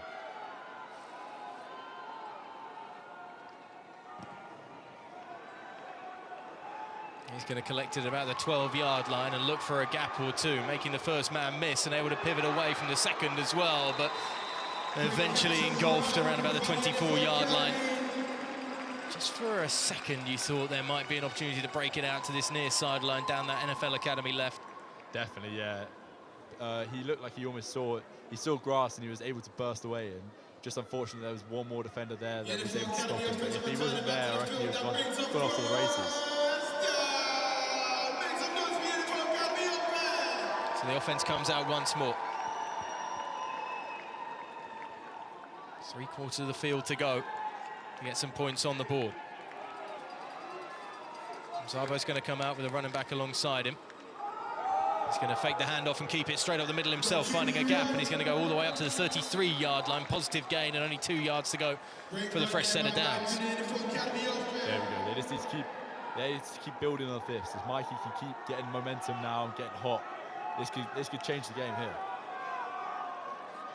So much attention was put on Jamil Secker there as he came across to take the fake handoff from Zabo, and Zabo just seeing that gap open up down the center. It's like great vision. Does that come from coming out of the gun as well? You can see that developing as you're kind of stood there stationary, already upright, not thinking about footwork. He's got a running back alongside him, and Zabo will hand it off this time. A spin move in the center of the field, and just been able to force his way through Isaac Fuller to pick up the fresh set of downs. Thought that could have been stopped in the backfield for a moment, but tough to bring down in the end, and those legs just kept churning. He spin moved his way out of that one. He was able to spin move his way out of 2 tackles there. He kept on fighting, and that's what they need. They need that fight to build on that and keep moving the chains, and that's what he did there. Zabo brings a receiver in motion before dropping back after taking the snap, flings it out to his running back. Oh, that's a shot, but that's a great catch from Fuller. Yeah, Isaac's getting hot now. You can see that. He's able to take a big hit there. But Mikey knew he could trust him there. He put him out on the wheel, and he was able to come back down on the back shoulder. He got cracked a bit, but Mikey was able to trust him there, that he knew he was going to bring it down even though he got cracked. He's going to come out for a second as well. Fuller's just gone off to the far side of the field as Zabo getting the call from the sideline. Coming out of the gun, 3 receivers to the right. Running back goes in motion to the slot position on the left. Empty backfield then for the Austrian. Takes the snap, feels the pressure, sees the space. Picks up a gain of around about 5 yards or so. It's good. They're getting positive yards off every play, and that's what you need. The last thing you want here is to get negative yards. And Mikey's just making something out of nothing. This is the Isaac Fuller catch just a moment ago. Yeah, that's going to be a stinger in the morning tomorrow as Jaden Nichols in on the tackle. Knocking him out of the air. Doesn't matter if you keep hold of it and pick up the first down, though. Zabo takes the snap. Rolls out to his right and able to find an open target as well. Okanade able to bring it in. It's a fresh set of downs, and again, there's some momentum coming from the academy now. It's just avoiding the silly mistakes and the penalties that we've seen that have slowed them down in this game prior. Definitely, yeah. If they can avoid penalties here and get a score on the board, it can turn very interesting. They're getting hot, and that's what you like to see from the academy. Great connection with the receiver, with Okanade able to just drop back in on that corner route. Able to use his body to shepherd himself away from the DB in the sideline and have a comfortable collection. Motion again, there's been plenty of it on this drive. This time they do hand it off on the jet sweep out towards this near sideline, and Seka's able to find a handful of yards or so, pushed out of bounds maybe after a 3-yard gain. Yeah, it was smart there. They were trying to catch the De La Salle defense off guard there by having a quick snap count, and they were able to do that and slightly catch them off guard and gain a couple yards in the outside zone. They've shown that a couple of times now with the receiver coming in on motion just before the snap and faking that handoff. Finally, they've given it. It's given them a few yards. More pace, but again, Szabo just at the line, slowing it down slightly. Bring a man in motion once again. Fuller behind Szabo, comes out of the pistol. Hand it off to the running back, who's able to find his way forward for a gain of maybe 3 yards or so, and it should be a manageable 3rd down coming up here. About 3rd and 3 on the cards for the academy. This is what you want. This is where the offense can scheme up. They know they've got 2 shots here to gain the 1st down, and they can take shots here ultimately if they want to. It's been a grinding drive from the 25-yard line in their own territory, and that De La Salle defense may just be feeling slightly more tired than they have done earlier on in this evening. This is what you want. You want them to wear them down and make them tired so they ultimately make a mistake. Man in motion again. Szabo will hand it off to Fuller, who can't find a way through. He's able to fall forward, but he's going to be about a yard shy of the 1st down marker. Would you go for it on 4th down here? I know I would. So, yeah, you've been begging for Hail Marys for the last 10 minutes or so at this. Nah, not Hail Marys, but I like throwing the ball, what can I say? Every quarterback does. Maybe, just maybe, the lack of the heavens suddenly drying up will mean that... Watch out for a trick play, maybe. I know the academy likes to do some trick plays on 4th down, so we'll see what they do. He's always going to bring a man in motion left to right. Fakes it out to the running back, fires it out to the receiver on the far side of the field, and it just can't be brought in by Seka. And they did go for it on 4th down and came up short. It's in that left hand, but could never get the second hand on it to secure it in the end. That's unfortunate there. It was a great play pool where they were able to scheme up and ultimately fake the crack block and ultimately put him on a flat. And he was there. It was just unfortunately they didn't connect. And yeah, it's a roll of the dice they were willing to take, and they had good field position for the defense to come out. So let's hope they can get a stop now. Just had that half yard of separation that they were looking for, and Szabo thought he could thread the needle, find that window. So the Spartans take over then, 1st and 10 from the 31-yard line.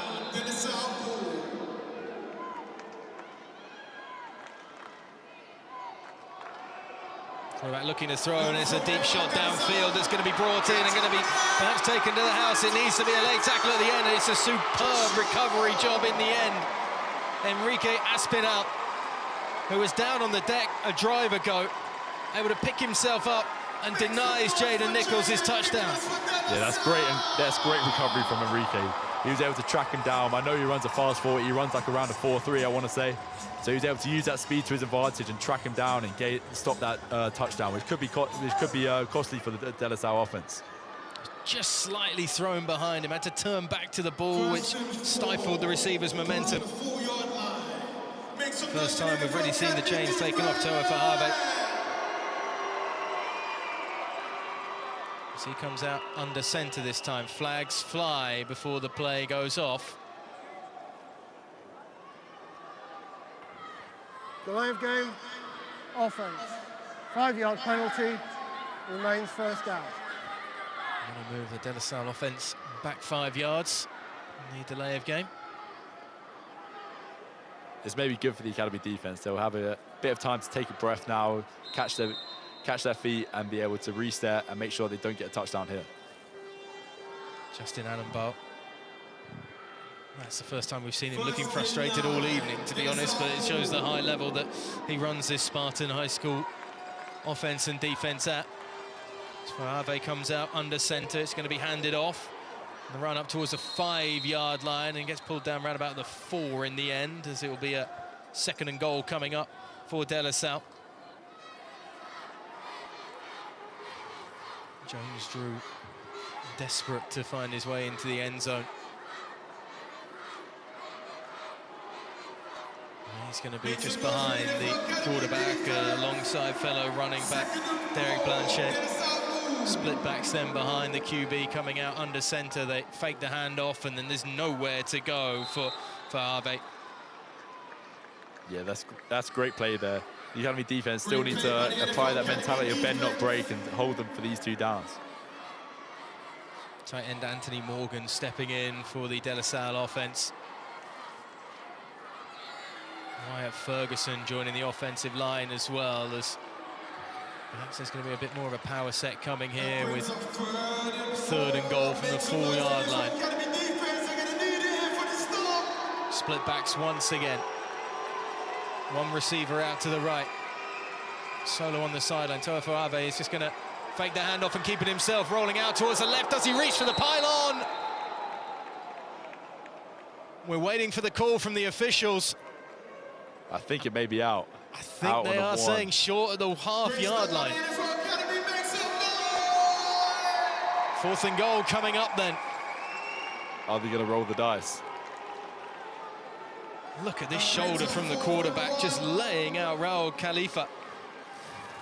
Raul is one great player. He's been playing adult ball in Finland since he was like 15. So he knows how to hit hard, and he is definitely hitting hard there.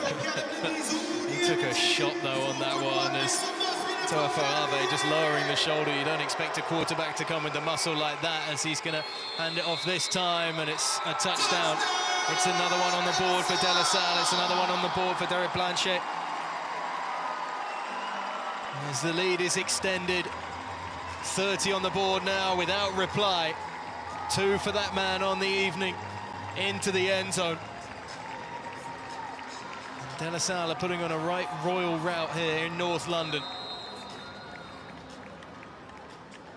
Extra point to come to make it a 31-point lead. De La Salle to kick.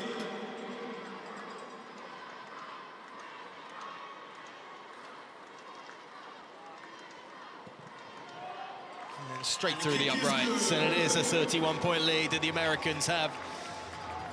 As on a wet and dreary evening, it's a night where NFL Academy spirits are being dampened somewhat by the physical power up front of the Spartans' offense. Simple as you like, the handoff from Toafo Ave to his running back. And it is a connection that we've seen work time and time again this evening for the Spartans.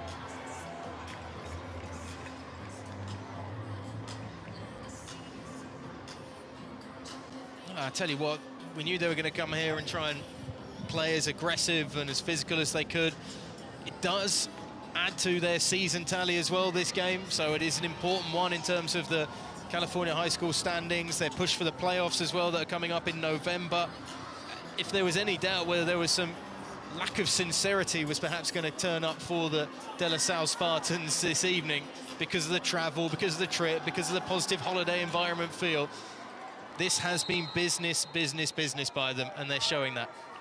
Yeah, it'd be a testament to the coaching staff there. They've been able to make sure these players execute at the highest level, and they're showing it right now.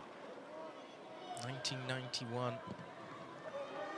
the unbeaten streak began for De La Salle. 151 games without loss, as the Academy offense will have to start at the 18-yard line. They played in 14 state championships between 2006 and 2021, winning 7 of them. They've brought to the world the likes of Derek Landry, Amani Tuma, Maurice Jones-Drew. The sporting lineage runs strong through these Green Spartans. You would describe them as anything but green when it comes to competing at this sort of level. As the Academy offense comes out once again to try and start grinding before the start of the fourth quarter. 21 seconds to go in the third here. 31-0 the Academy trail. Zabo and co getting some momentum on that last drive. Can they recreate it again?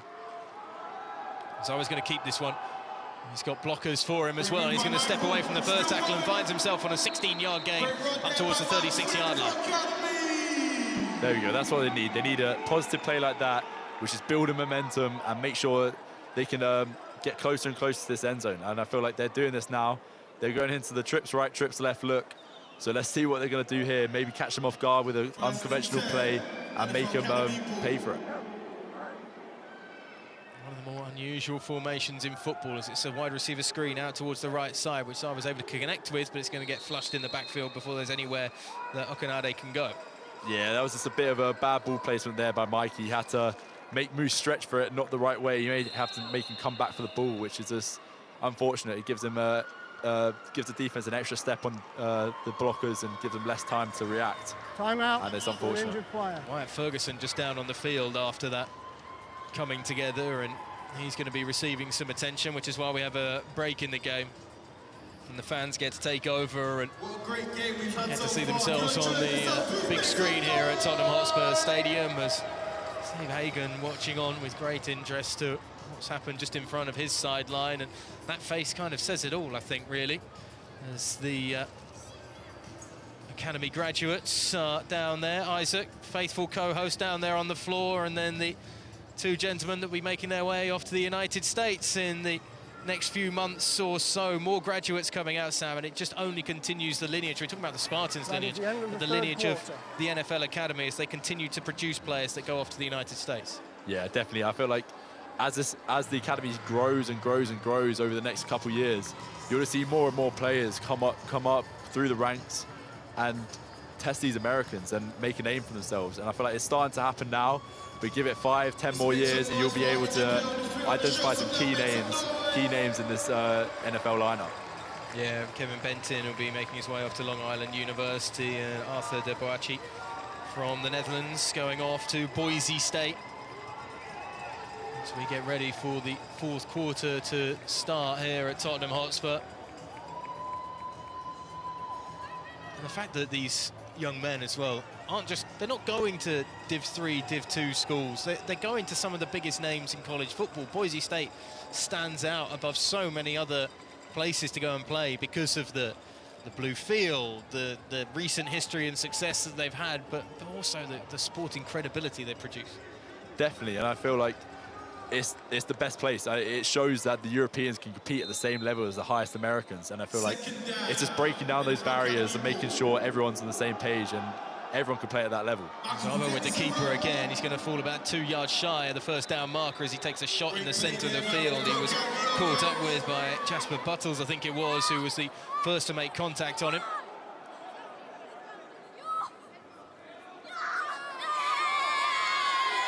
Young fans are taking it all in and enjoying the evening. It's great to see. It's great to see how the game's growing and everyone's enjoying the game. And everyone's just enjoying this night out.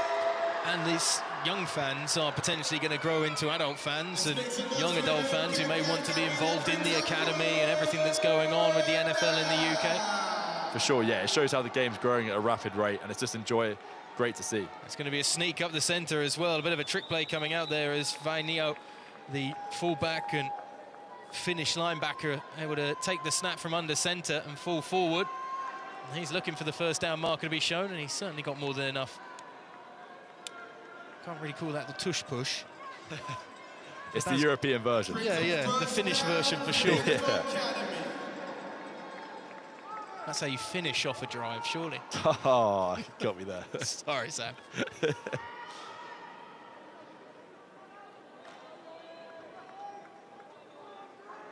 Saba takes the snap quickly after breaking out from the huddle. He's got men downfield. He's got plenty of options as well. Brought into the breadbasket by Luca Wolf, and Wolf's going down the right sideline, reaching for the pylon, but I think he stepped out at about the 6. See, these big plays are what the academy need, and then it's building and building, and hopefully it ends in a score here. They can't get costed with flags and anything now. They just need to keep on pushing now and get into this end zone. Zaba just patient, and Luca Wolf had so much room in front of him, blocking as well ahead from Okanade. Just stepped out about the 8-yard line, they're going to call it. First and goal coming up then for the academy, knocking on the door of that first score of the night. Zaba sends a man in motion, fakes the handoff, looks to throw. Oh, pitch and catch that you will pick your heart out for. Beautiful connection between he and Seb Harris, and that's a touchdown for the academy. Definitely, that's great to see. I told you Seb was a guy to watch. And yeah, he's come and delivered. He got a great route there, had a great separation. Mikey saw that and was able to deliver a strike to the end zone. Downfield, offense, number 79. 5-yard penalty, replay first down. Penalty called on the offensive line as Max Hoke pulls back the touchdown, and Seb Harris, as his celebrations halted for a moment, didn't see that flag on the play at all initially. How about this for a throw from Zabo, though, and a great take as well. Definitely, he was able to get it up and down over the linebacker and down before it was too high for him. So it was a great throw, great touch. It was just unfortunate that it got called back for a flag. Well, we'll go again and hope for more of the same. 1st and goal from the 14 now. Zabo takes the snap, fakes the handoff. Looks to get out to his left, rolling the wrong way, but he's going to chuck it towards the front of the end zone. It's going to fall incomplete. Had 2 waiting in the vicinity trying to be the targets, and one of those was Seb Harris trying to force it back into the number 10's hands once more.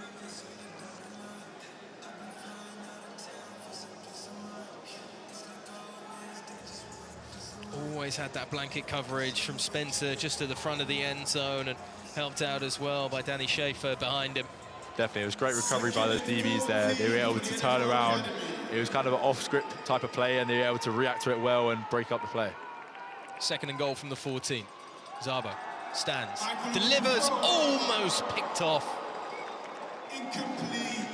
Maybe just trying to force one in there into the hands of Pinas.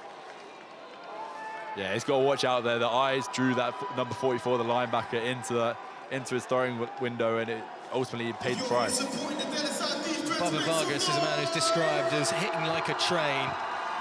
He would have been on train tracks all the way to the other end of the field if he brought that one in, because I don't think there would have been many stopping him. A bit of a let-off perhaps for Zabo in the offense after they may feel a touch frustrated that they've had a TD taken off the board.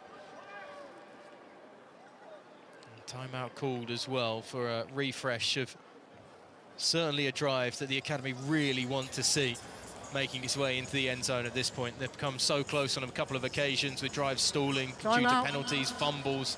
NFL Academy, 2nd time out of the half. Confirmation it's the Academy and Coach Hagan that taking the timeout. What do you want to see run here, Sam? I mean, you're the quarterback. You'd be calling your shots at this point in the huddle, I'm sure. Yeah, especially this late into the 4th quarter, you want to be taking a shot. And yeah, the way the De La Salle offense is looking, the defense is looking, you want to be working like a mesh or like a scissor route, where you can have a rub the two receivers off each other and to ultimately try to cause some confusion between the backers and try create some separation out wide to get the ball to either Seb or any of those receivers, because you know they're going to come down and get with it if they're in space. Is that who you want to be looking at as well? Your go-to guys, the likes of Seb Harris? Yeah, Seb's my guy. If I was on the field, that's who I'm going to. I'll throw him up for a jump ball right now because I like the matchup. But it's ultimately down to the offensive coordinator here, and let's see what he works with. Harris is alone on the left side of the NFL Academy formation there at the top of your screen. He's been given a 10-yard berth as well off the line as Zabo's going to roll left. He's going to force it towards the back of the end zone, and it's just a touch too high as Luca Wolf was the intended target. Yeah, I see what he was trying to do there. He was trying to work back, work through his progressions and try find a guy. But it's just unfortunate it didn't work out there. The space for Isaac Fuller there as well. As he's got as a quick check down, the dump off. He's missed that a couple of times tonight. Definitely, it could have come up with a more manageable 4th down to try push it into the end zone instead of going for a field goal. So it could come costly, but we'll see. So Liam Dineen, the Irish kicker, will step in as the Academy look to get 3 points on the board with this field goal. It's a 31-yarder, and it is good. And the Academy are on the board, and it's not at least going to be a blowout tonight at Tottenham Hotspur Stadium. 3 points thanks to the lofty leg of Liam Dineen. The Irishman gets them on the board. The Academy have something to sing about on that offense. Now that defense needs to get a quick stop. Definitely, or even a pick 6. Like, if they can get a pick 6 right now and get them back in it, it could change the tides right now, late coming into the 4th quarter. 10 minutes to go or so. It's a sizable margin, to say the least, to get back into this as we See once more the opportunities for Luca Wolf to get himself so close to the end zone. This is what set up the academy. And then this touchdown that got pulled back. Sabo just connecting with Harris there. So that's a great take. It looks even better the more you see it, but flags flying. And this is what was settled for. 3 points on the board instead. 7 would have been a touch nicer. I'm sure the academy will take anything they can get their hands on right now in terms of this contest. There's been plenty of supporters in this evening, some from local schools. Obviously the hosts that have come across from California for the journey. Spartans just prepared for the potential pooch kick, and that's exactly what they're going to try here.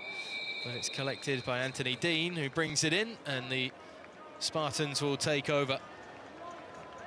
Almost midfield, around about the 38-yard line.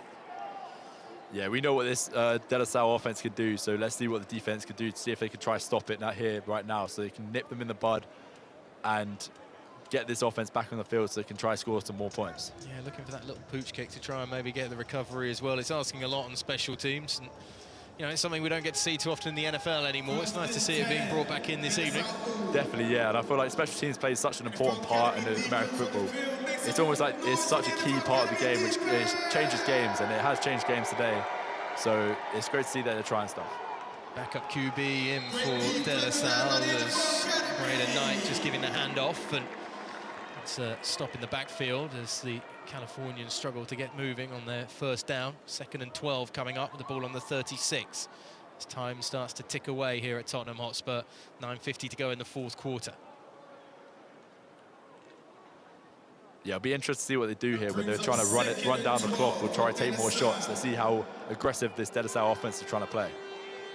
I guess if they run the ball, it's whether they're running the clock or whether they're just playing normally, because we've barely seen them go to the air this evening. I don't think that Knight's actually tried to make a pass so far tonight. Now is he going to look towards this near sideline, and that one's going to fall well incomplete, well behind the intended receiver. I think it was Josh Farrow who was the one who was trying to make himself available on this near sideline. In fact, Zay Davis, the intended target. Yeah, it was a nice little concept they tried to run there, where they're trying to run like almost like a stick concept, where they're trying to flood the outside with a 5-yard out and stuff. And yeah, it is unfortunate they weren't able to connect in that play. Yes, of course, we're back in the side in white tonight. And incompletes mean 3rd and longs, and 3rd and 12 from the 36-yard line coming up for the Spartans. Out of the gun this time, Knight is going to drop back deep, pressure coming off the right edge. He's going to throw it downfield and brought in. Looks like it's just going to be around about at the 1st down marker for Madge, who makes a nice catch and grab, the tight end, who can also play linebacker. A lot of guys play both ways, of course, on this De La Salle side. Yeah, and I think that's a key part of the game. If they can play both sides of the ball, they know what's coming on both sides. They're not just a one position type player. They can play anything, making them more dynamic on the offensive and defensive side, and I feel like it's helping them out here. That ball had just come out, came out the wrong side of the 1st down marker. 4th and 1 with the ball on the 47 then for the Spartans. Timeout called by the offense. Timeout. De La Salle. First timeout of the half. Something maybe just to ponder then for the De La Salle coaching staff and Justin Allenbach. Definitely, they may have seen a coverage they didn't like and they wanted to check out of it, but it may have been too late, so they just have to settle for a timeout and go over it with the players to make sure they're on the right page. You've got 3 options on almost every single play. Surely you can beat any single coverage at that point when you get into it. But yeah, this is going to be a big stop potentially for the NFL Academy. Yeah, it's just finding that way to stop it is. And if they get that, they'll be able to come up good on this drive.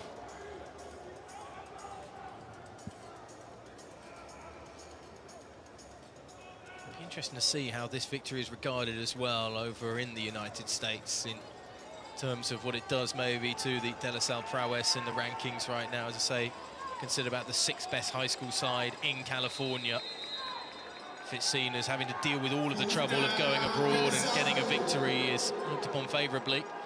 As they do just give the hand off, and it's going to get stuffed right at the line, and not much room to operate in for Dominic Kelly and co. And that may have just been enough to get the offence back on the field for the academy. That's great stuff there by the academy defence. They were able to hit hard and make sure they didn't get that first down. On the field, if the runner was short of the line to gain, first down NFL Academy. That's a welcome to the game type of hit by Joel there on the QB. Jones-Drew, in fact, the one who fell short of picking up the yardage required, and the academy comes out then with 1st and 10.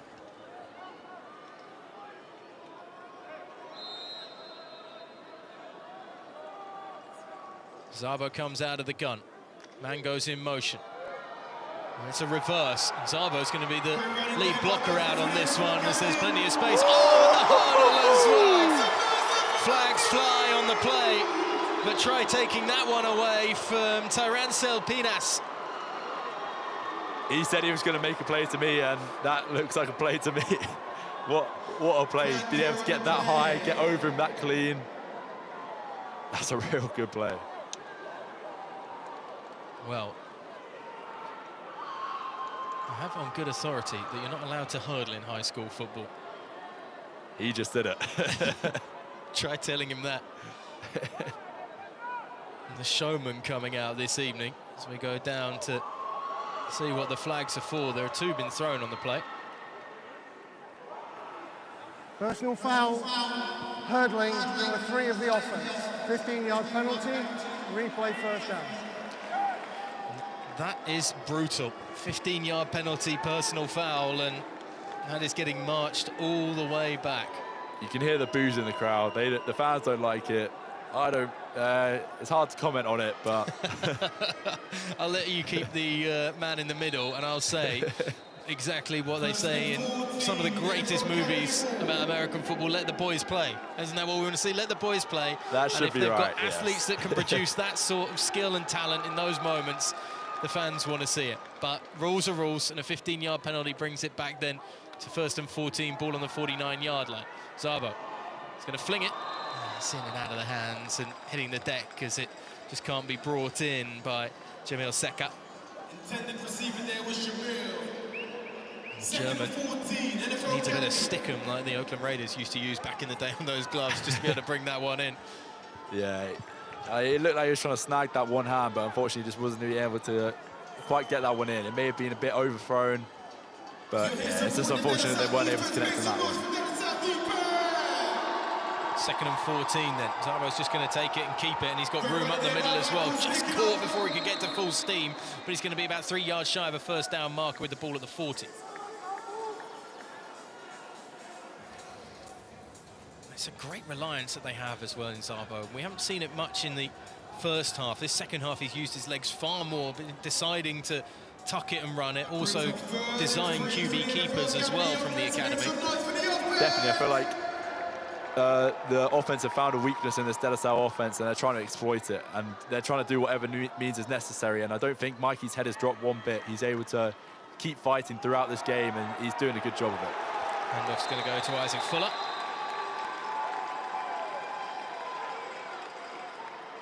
It's not going to be the required yardage for the academy as Fuller gets brought down short. I get the feeling they're probably going to go for it on 4th and 2 here at the 39-yard line. 7:20 to go. They have to, yeah. In this 4th quarter.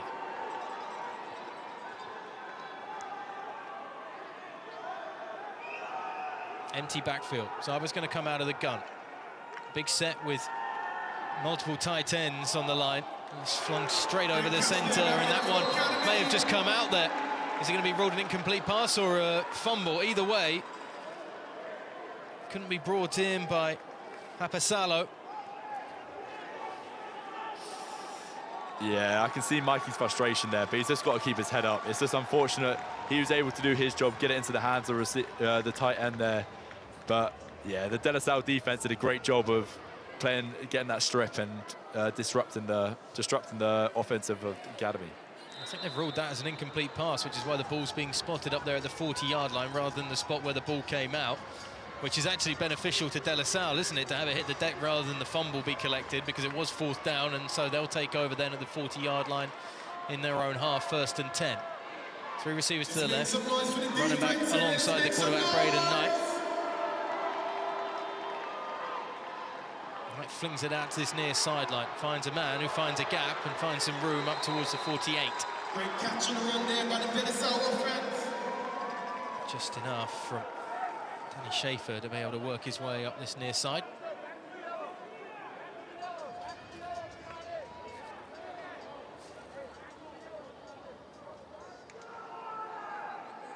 They're getting a bit more adventurous with that offense, aren't they? Keeping the ball in the air. Definitely, and I feel like they're just going to keep on trying to take shots here, trying to go into the depths of their offense and see what works with them, and ultimately help them out further down the line in their state title run. Yeah, and ramping up the score and piling on the points certainly would be beneficial. Handoff is just into the hands of the running back Greg Jones III, and he looks to find some room before he's brought down about 1.5 yards shy of the 1st down marker.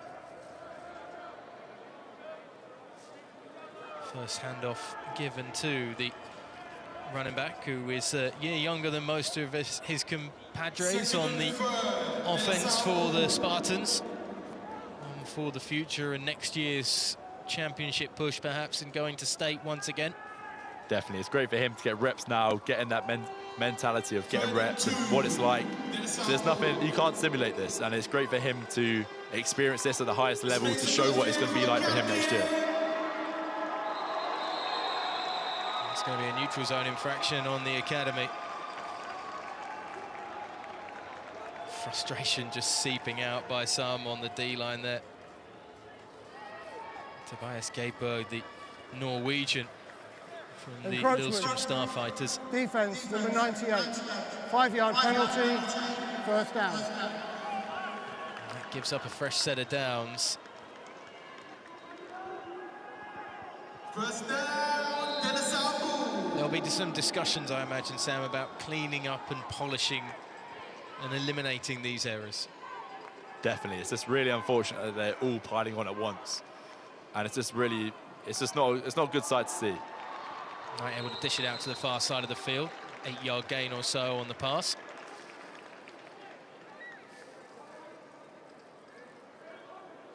A little bit of room to operate in there for Kai Wilson, who gets his first grab of the game. We're happy to rotate some of those that aren't necessarily in the starting 11 on offense into this drive at the moment. De La Salle, get the feeling they recognise that the job perhaps in terms of a contest is done.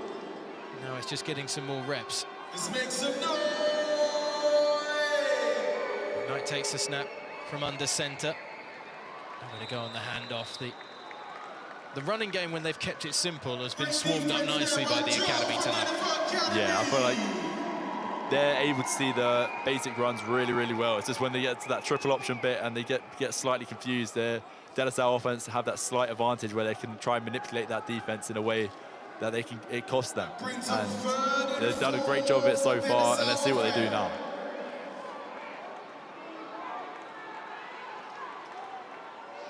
Full back in as well for De La Salle as they give the handoff. 3rd and 4, and it's going to turn into 4th and about 4.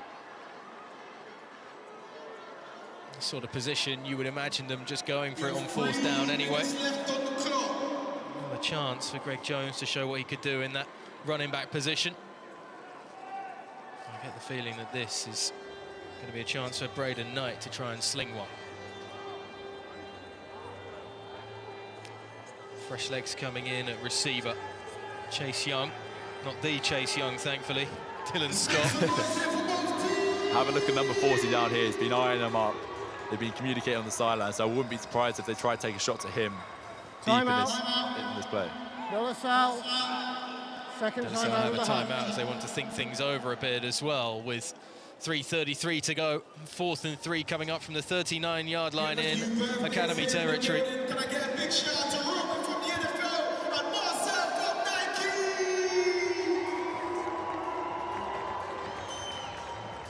Just to confirm for you viewers that we do not have the official clock there on your screen for you. It's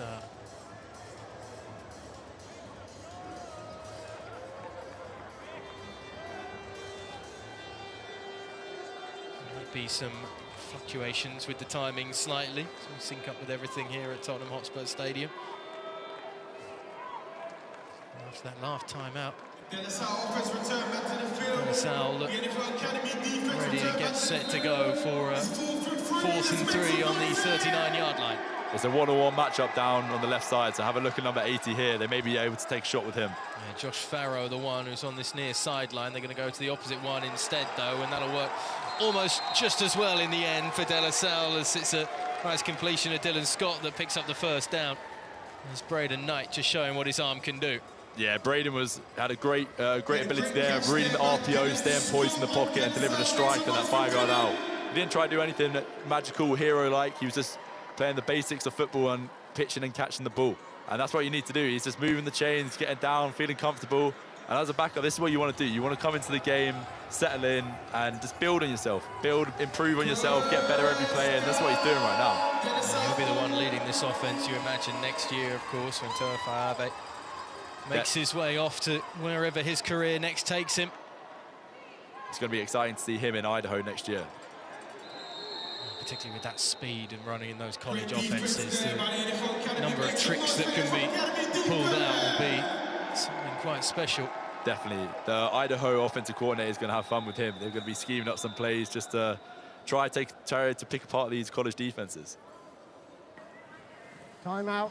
This is all a huge culmination this evening. We should stress the broader picture of the Academy games this evening, getting to play at this arena, the hard work, the finances that go into it as well. The players have to pay quite a lot to come across.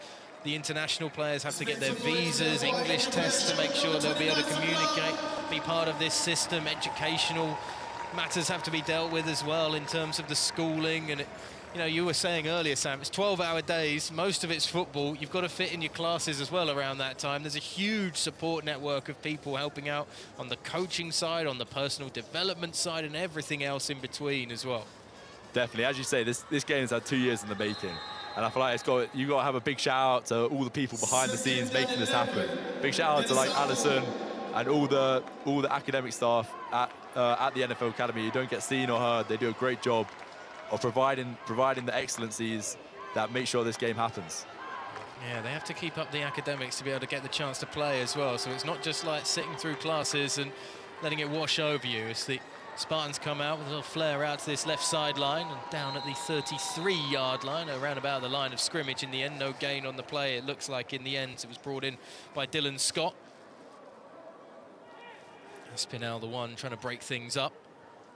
Yeah, it'd be interesting to see what they do here. It's a 3rd and long, so they're gonna have to try stretch the field vertically here on the pass play. So let's see what the QB can do. Yeah, 3rd and 11 going to be called up then for the Spartans to keep this drive going with around about 2 minutes to go in this 4th quarter. Desperate as well to just see the Academy offense get back onto the field for one last drive to maybe try and run the length, but time is certainly against them at this point. Definitely. I know Mikey's itching to get back on the field, so let's see if he can. Going to be a handoff up the middle to the running back. Stopped, and 4th and 10's going to come up here for the Spartans. There's absolutely no wiggle room once again for Zay Davis. As soon as that playbook gets slightly less complicated to look at pre-snap. NFL Academy. As the Academy take a timeout with 2:08 to go in this 4th quarter. And that gives us a chance to then potentially see that offense come back if they can make one last stop here on 4th down. This is where you've got to have real faith in that defense to make sure they get that stop and bring you back the ball. So let's see what this offense can do. Let's see if they can put up some points and come out of this game with their heads held high. I haven't seen an abundance of pressure being thrown at, particularly in the passing game, passing downs that the Spartans have had to face. They haven't had too many of them. It hasn't been a deluge of linebackers coming in to try and add that little bit of extra pressure on Toa Fa'ave or Braden Knight. Definitely.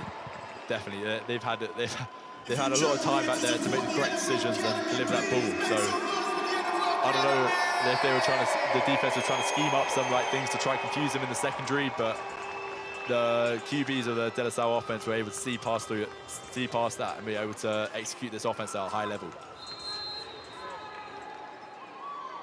We'll see what they call then on 4th down. Running back alongside McKnight.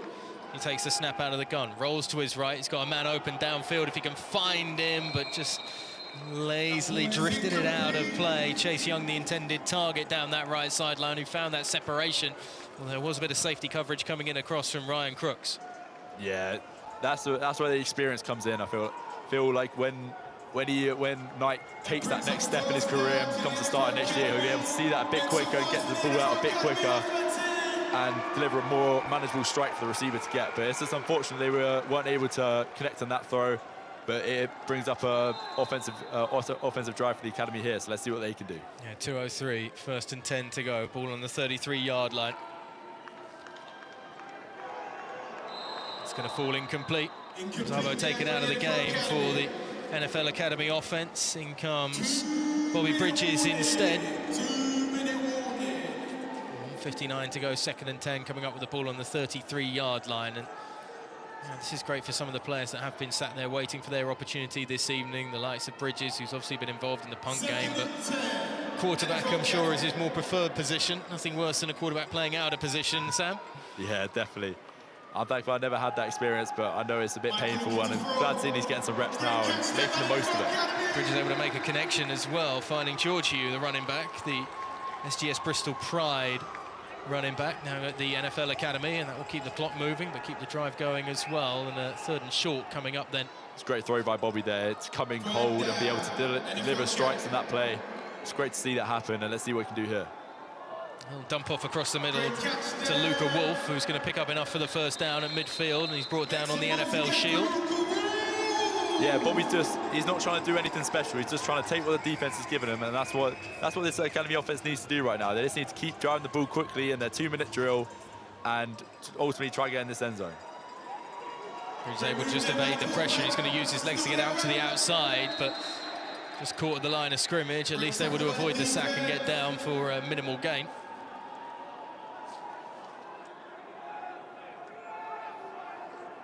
Second and 10, NFL Academy. Quick flip from Bridges out to the far side of the field, and it'll be a gain of about 5 or so. 50 seconds remaining on the clock. 3rd and 4 coming up here for the academy. Another pitch and grab just across the centre of the field, brought down at about the 28-yard line as it's brought in by Devon Myrie, and the drive continues with the clock kicking down.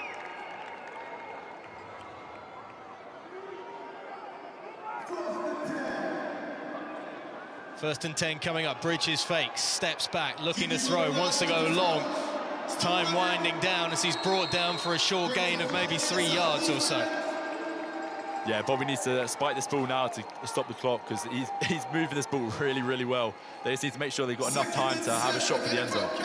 Ball was spiked at the 18-second mark for the academy.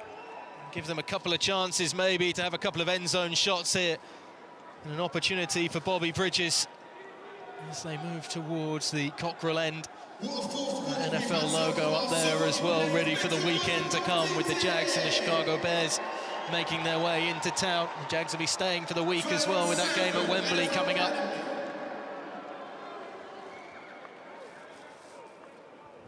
Bridges comes out of the gun, 2 right, 2 left, as he's brought down in the backfield. He'll take the sack, and now they need to get back and spike this ball once again.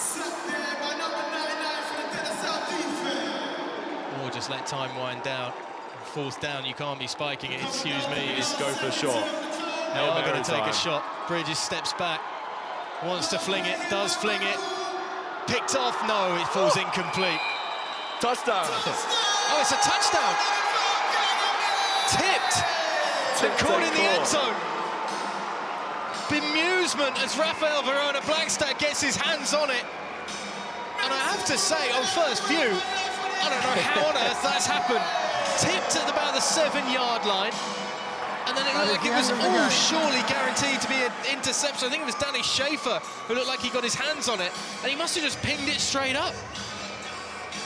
Wow, that's what the academy needed at the end. They needed a good score, and I'm happy for them. I'm happy that it happened. They needed a bit of luck. Kicked Oh my. And straight into the arms of Blackstad. You can't write it. You cannot write that. The former Saracens man with those rugby reactions. And able to react right at the last moment to get the touchdown for the NFL Academy as time expires. I've never seen a more bemusing touchdown at any level of this sport. Wow. Let alone that, and it is certainly something that the Academy can smile about at the end of this one. It was a tough night in the end for Coach Hagan and his side, but as the handshakes get set to take place at midfield, the Academy have fallen short against De La Salle, who continue their unbeaten high school season. 6-0, the 31-9 victory here at Tottenham Hotspur Stadium. But that really is only half of the story of this evening, of this game, and what is perhaps to come for some of these NFL Academy players in their futures in this sport. And it will certainly be considered one of the toughest tests that this Academy outfit will end up facing, perhaps in the recent history. Sam, I've got to say thank you so much for joining us this evening and taking us through that. It's been a pleasure. Thank you very much. Are you trying to claim that one, if you're a quarterback, that was your passing touchdown, I'm assuming? I don't know, it's up to Bobby. It's up to Bobby on that one, but we'll see what he happens for that. Let's have a look back at the highlights from this evening and the 4 quarters of action. Well, it wasn't pretty at times for the Academy viewing. It was running riot sort of evening for De La Salle from the world goal, with Dominic Kelly punching the first one in. The veer offense so difficult for the Academy defense to deal with. And this was a clinic in how to run your opponent into the ground tonight, Sam. Definitely, yeah. This De La Salle offense did not slip up once. They were on fire for all 4 quarters, and it showed. Second touchdown came soon after the first, as this time Derek Blanchet was the one who was able to squirm his way through the initial line of contact and break into the space. 14-0 up, and the night was looking rather comfortable. There were really good early signs of life for the Academy in terms of that first defensive drive, the bit of time they had in terms of on offense. They garnered some momentum before mistakes held them back. The third touchdown came without reply in the end for Dominic Kelly, as the Spartans only opened up their advantage more and more. They never really had to look to the air and look to any sort of high-flying offense for a large part of this game of the Spartans as well. They just stayed grounded, kept it grounded, kept it on the ground to punch in.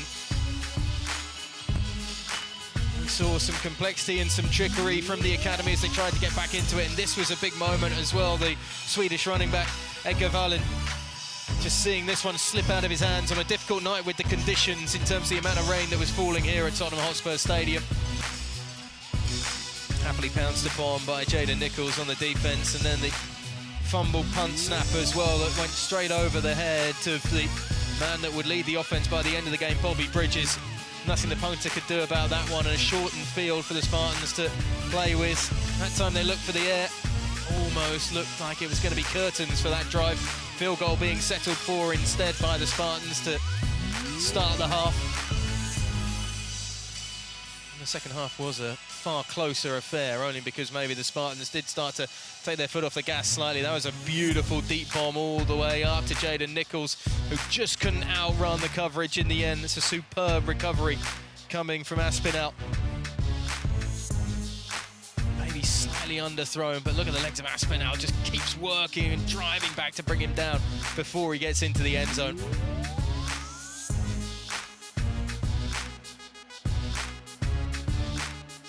Almost felt like it was slightly delaying inevitability in the end, as second touchdown would come for Derek Blanchet.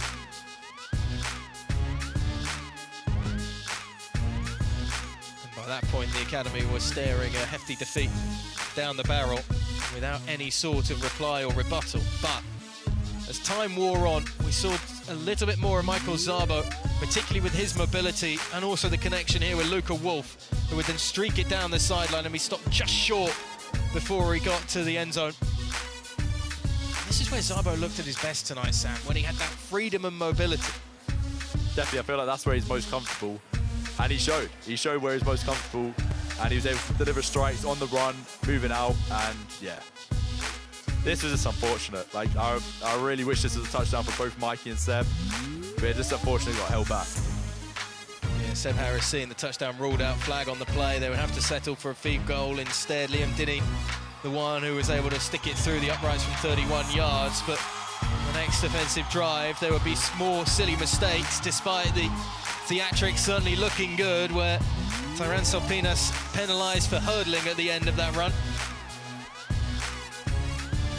Bridges launching one towards the end zone, and how that goes into the receiver's hands, I will never know still. The Academy had a bit of luck on their side on this one, and I feel like they deserved it, and it ultimately paid off, and they were able to get a score. I mean, it's certainly deserved with all the hard craft and everything, and a superb moment there for Blackstad to be able to get the game-finishing touchdown. And we'll be back in a moment when we catch up with those down on the sideline who've taken in this fantastic evening of football.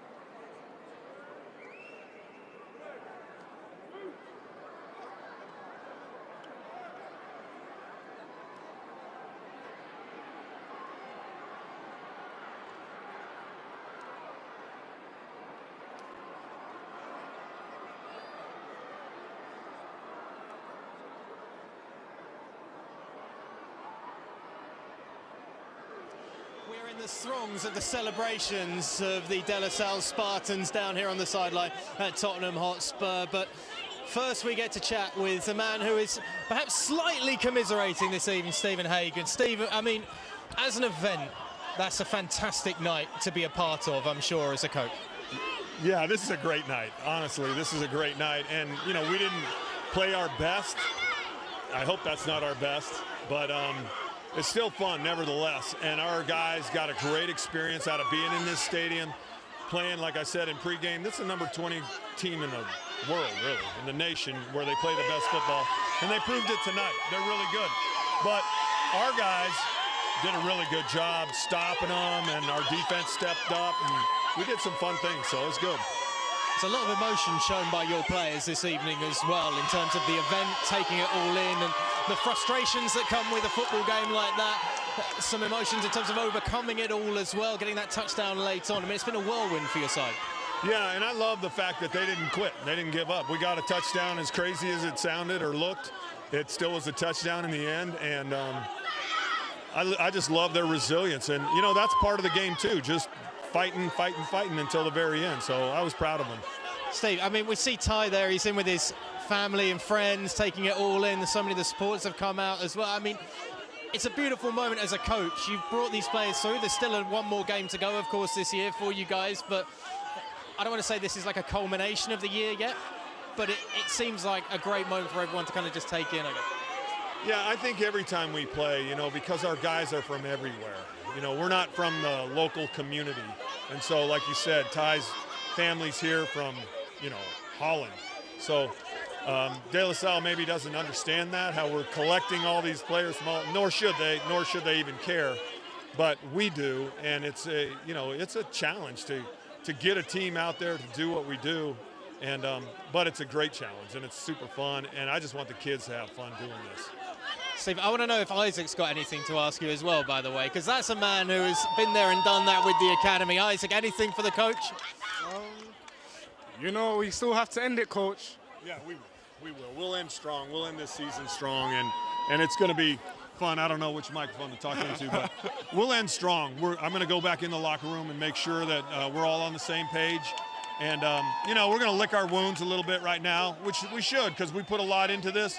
And if it doesn't hurt your feelings, then you're not putting enough into it. So we love doing what we do. It looked like when the offense, particularly this evening, when Zabo felt he had that bit more freedom to use his legs and to find that space, and that's when things really started to tick. It felt like players just got into their groove at certain points in this game. Yeah, you know what, we had a bunch of self-inflicted wounds, really, you know, because we would do something and then we'd jump off sides, and we'd do something and we'd have a holding, or, you know, just something would go crazy. So we didn't execute well enough to beat this team. You got to be almost perfect to beat a team like this, and we're not that way. We weren't that way tonight. What are your thoughts on the hurdling penalty? Not tonight, but in general, because we're up there on the gantry watching the game, and that's a superb piece of athleticism. To get 15 yards and pull back and kill that momentum again as a coach. Yeah, there you go. I mean, that's what we talk about. We do something like that, and then we get it called back. And we're just going to let the kids play. Like I told the refs, let them play. Let them play. But the rules are the rules, and we're going to do the rules. So, but I still love seeing that stuff. Steve, thank you so much for the time this evening. Look, congratulations on everything you've done this year and you continue to do with the NFL Academy. And look, we only wish all the best for you and your whole team in the future, not just in the next game, but coming up as well. Thank you. We're just going to build it, and one day we'll consistently be on the other end of that stick. So, if you build it, they will come, and it looks like they're going to come. Thank you. Cheers, Steve. Thank you. Steve Hagan there, the NFL Academy coach, on a difficult evening for the NFL Academy. A man who has had a mixed evening, I imagine, watching that. It's a man who's got great connections with UK American football, but even stronger connections with the De La Salle Spartans. Maurice Jones-Drew, former Jacksonville Jaguar running back and a great NFL ambassador for the International Series and beyond, and former De La Salle alumni on the coaching staff as well, and you get to see your son playing at a venue like this. What a night for you. I mean, it was just a wonderful week for us, to be honest with you. I feel like tonight was kind of the icing on the cake, more for them than for me. But to see these guys go out and learn about history of London, to learn the history of the UK, to be able to experience some of the things I've done the last couple of years here, and then be able to play in this wonderful stadium was awesome. And then, like I said, to play kids that are learning the game and to compete against them, it was amazing. Tonight seemed like the definition of how to run the Veer offense against a team that probably doesn't get to face a Veer offense too often. I mean, that was a clinic in the run game tonight. You know, we're a physical run team. We want to run the football. I think we run the veer probably like 10-15% of the time, but we want to be a physical run team. You got to have linemen and running backs to do that, obviously. And all our guys did well today. So I think a lot of teams they played, we watched, they've played more spread offense and kind of out and about, but we want to come right at you. And so we have the ability to throw the ball, as you saw in spurts, but we like to run the ball first. So it was good. It was a good day for us, a good execution day for us. Now, recently in sports in the NBA, we saw LeBron playing with his son, for instance, an incredible moment. Yeah. What's it like as a father being out there coaching your son, Deuce, who, again, was part of that fantastic running game tonight? Yeah, to be honest with you, I wish I could have played with him. I think our sport's a little bit more physical than the NBA. Not pulling the pads on again, I wish I could. I think it's awesome to see Bronny with LeBron. I think that's like a father's dream to be able to play with their son. The next closest thing is to coach him, right, and to be there for him, and then to be able to have experiences like this. It's been amazing. He's done an awesome job. He's been playing lights out every week, so it was just super exciting to see how these guys came out and how he came out and prepared this week and played. And we knew kind of hydration was going to be an issue, but I think we only had 2 guys get cramp up, so it was good. They did a great job. Oh, we brought plenty of hydration. It's called the English weather. Don't worry about it. No question. Deuce, how about yourself? Taking this whole experience in general, coming to London, getting involved, having your dad on the sideline with you. I mean, it's a lot to take in for a young man. How's it all been? Well, it's been great. I remember coming here when I was younger, watching my dad play the Niners, and I've always wanted to come back and play. And getting the opportunity to play in high school here is a great experience, and I loved it a lot. And what's next for this De La Salle offense and this run game that's looked imperious tonight, has been very strong throughout this season, of course, in California. Is it just on to the next one and looking forward to those playoffs in November? Definitely. Our goal is open state, but we have to take it a week at a time. So whoever we play next week, we have to dominate them, and the week after, to get to open state and win. What about before the flight home? Anything you got to tick off the bucket list in London before you go? Oh, easily a win, definitely. Always on the play, and first time playing to get a win here is great. Well, Maurice, Deuce, thank you so much for the time. Look, can't wait to see you guys back in London again. And I've never won here, so he has one up on me. There you go. There it is. That's bragging rights around the dinner table. The Jones-Drew family imperative in these De La Salle Spartans and what they're doing right now. Gents, can only wish you a great night. And yeah, have a good evening, guys. Take care. Well, the celebrations are going to continue throughout the evening. Delighted to say that also for the De La Salle Spartans, we're joined by Justin Allenbar, who's, well, we spoke to you before the game, Justin, and it was business, business, business. Now the fun can begin on the journey home, right? We got an early checkout tomorrow. No, we're on the bus at like 7 or 7:30. We got a 10-hour flight.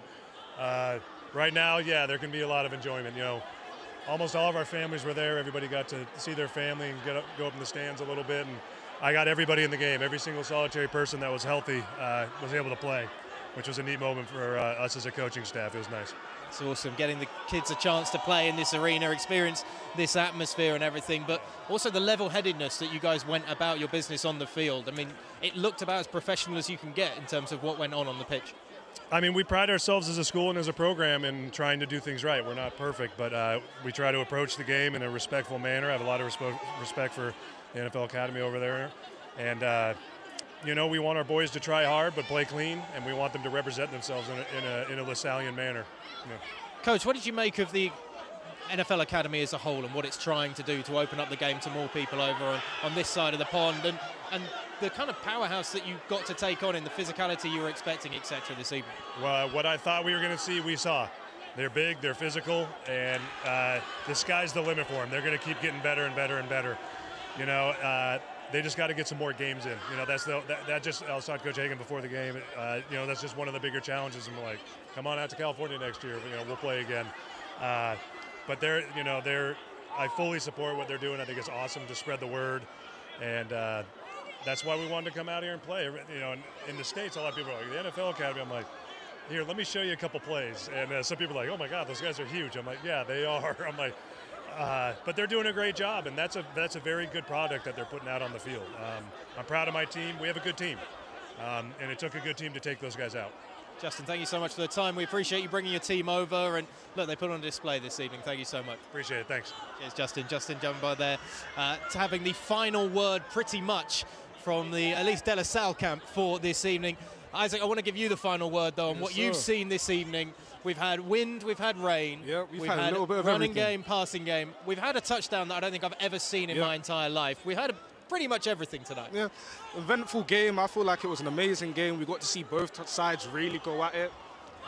Unfortunately, it wasn't a result I would hope for my team, but it was a great learning experience for the guys. A lot of them looked really happy to get out on the field. Honestly, I'm excited to see how they play against IMG next. And that is coming up next. IMG in Munich for the NFL Academy. It'll be back to the books. I mean the playbook, not the well, I suppose it's both. The education a little bit of both. as well, Yeah, a little isn't bit it? of both. You've got to keep the Student grades athlete. high to be able to play. And of course, they will be hard grafting going for Munich in November against IMG Academy. But that's all of us here at Tottenham Hotspur, done and dusted. A dominant win for De La Salle. We didn't have the California sunshine, but there are a few rays of hope for the future for both the NFL Academy and the Californian high school team. Until next time, goodbye for now.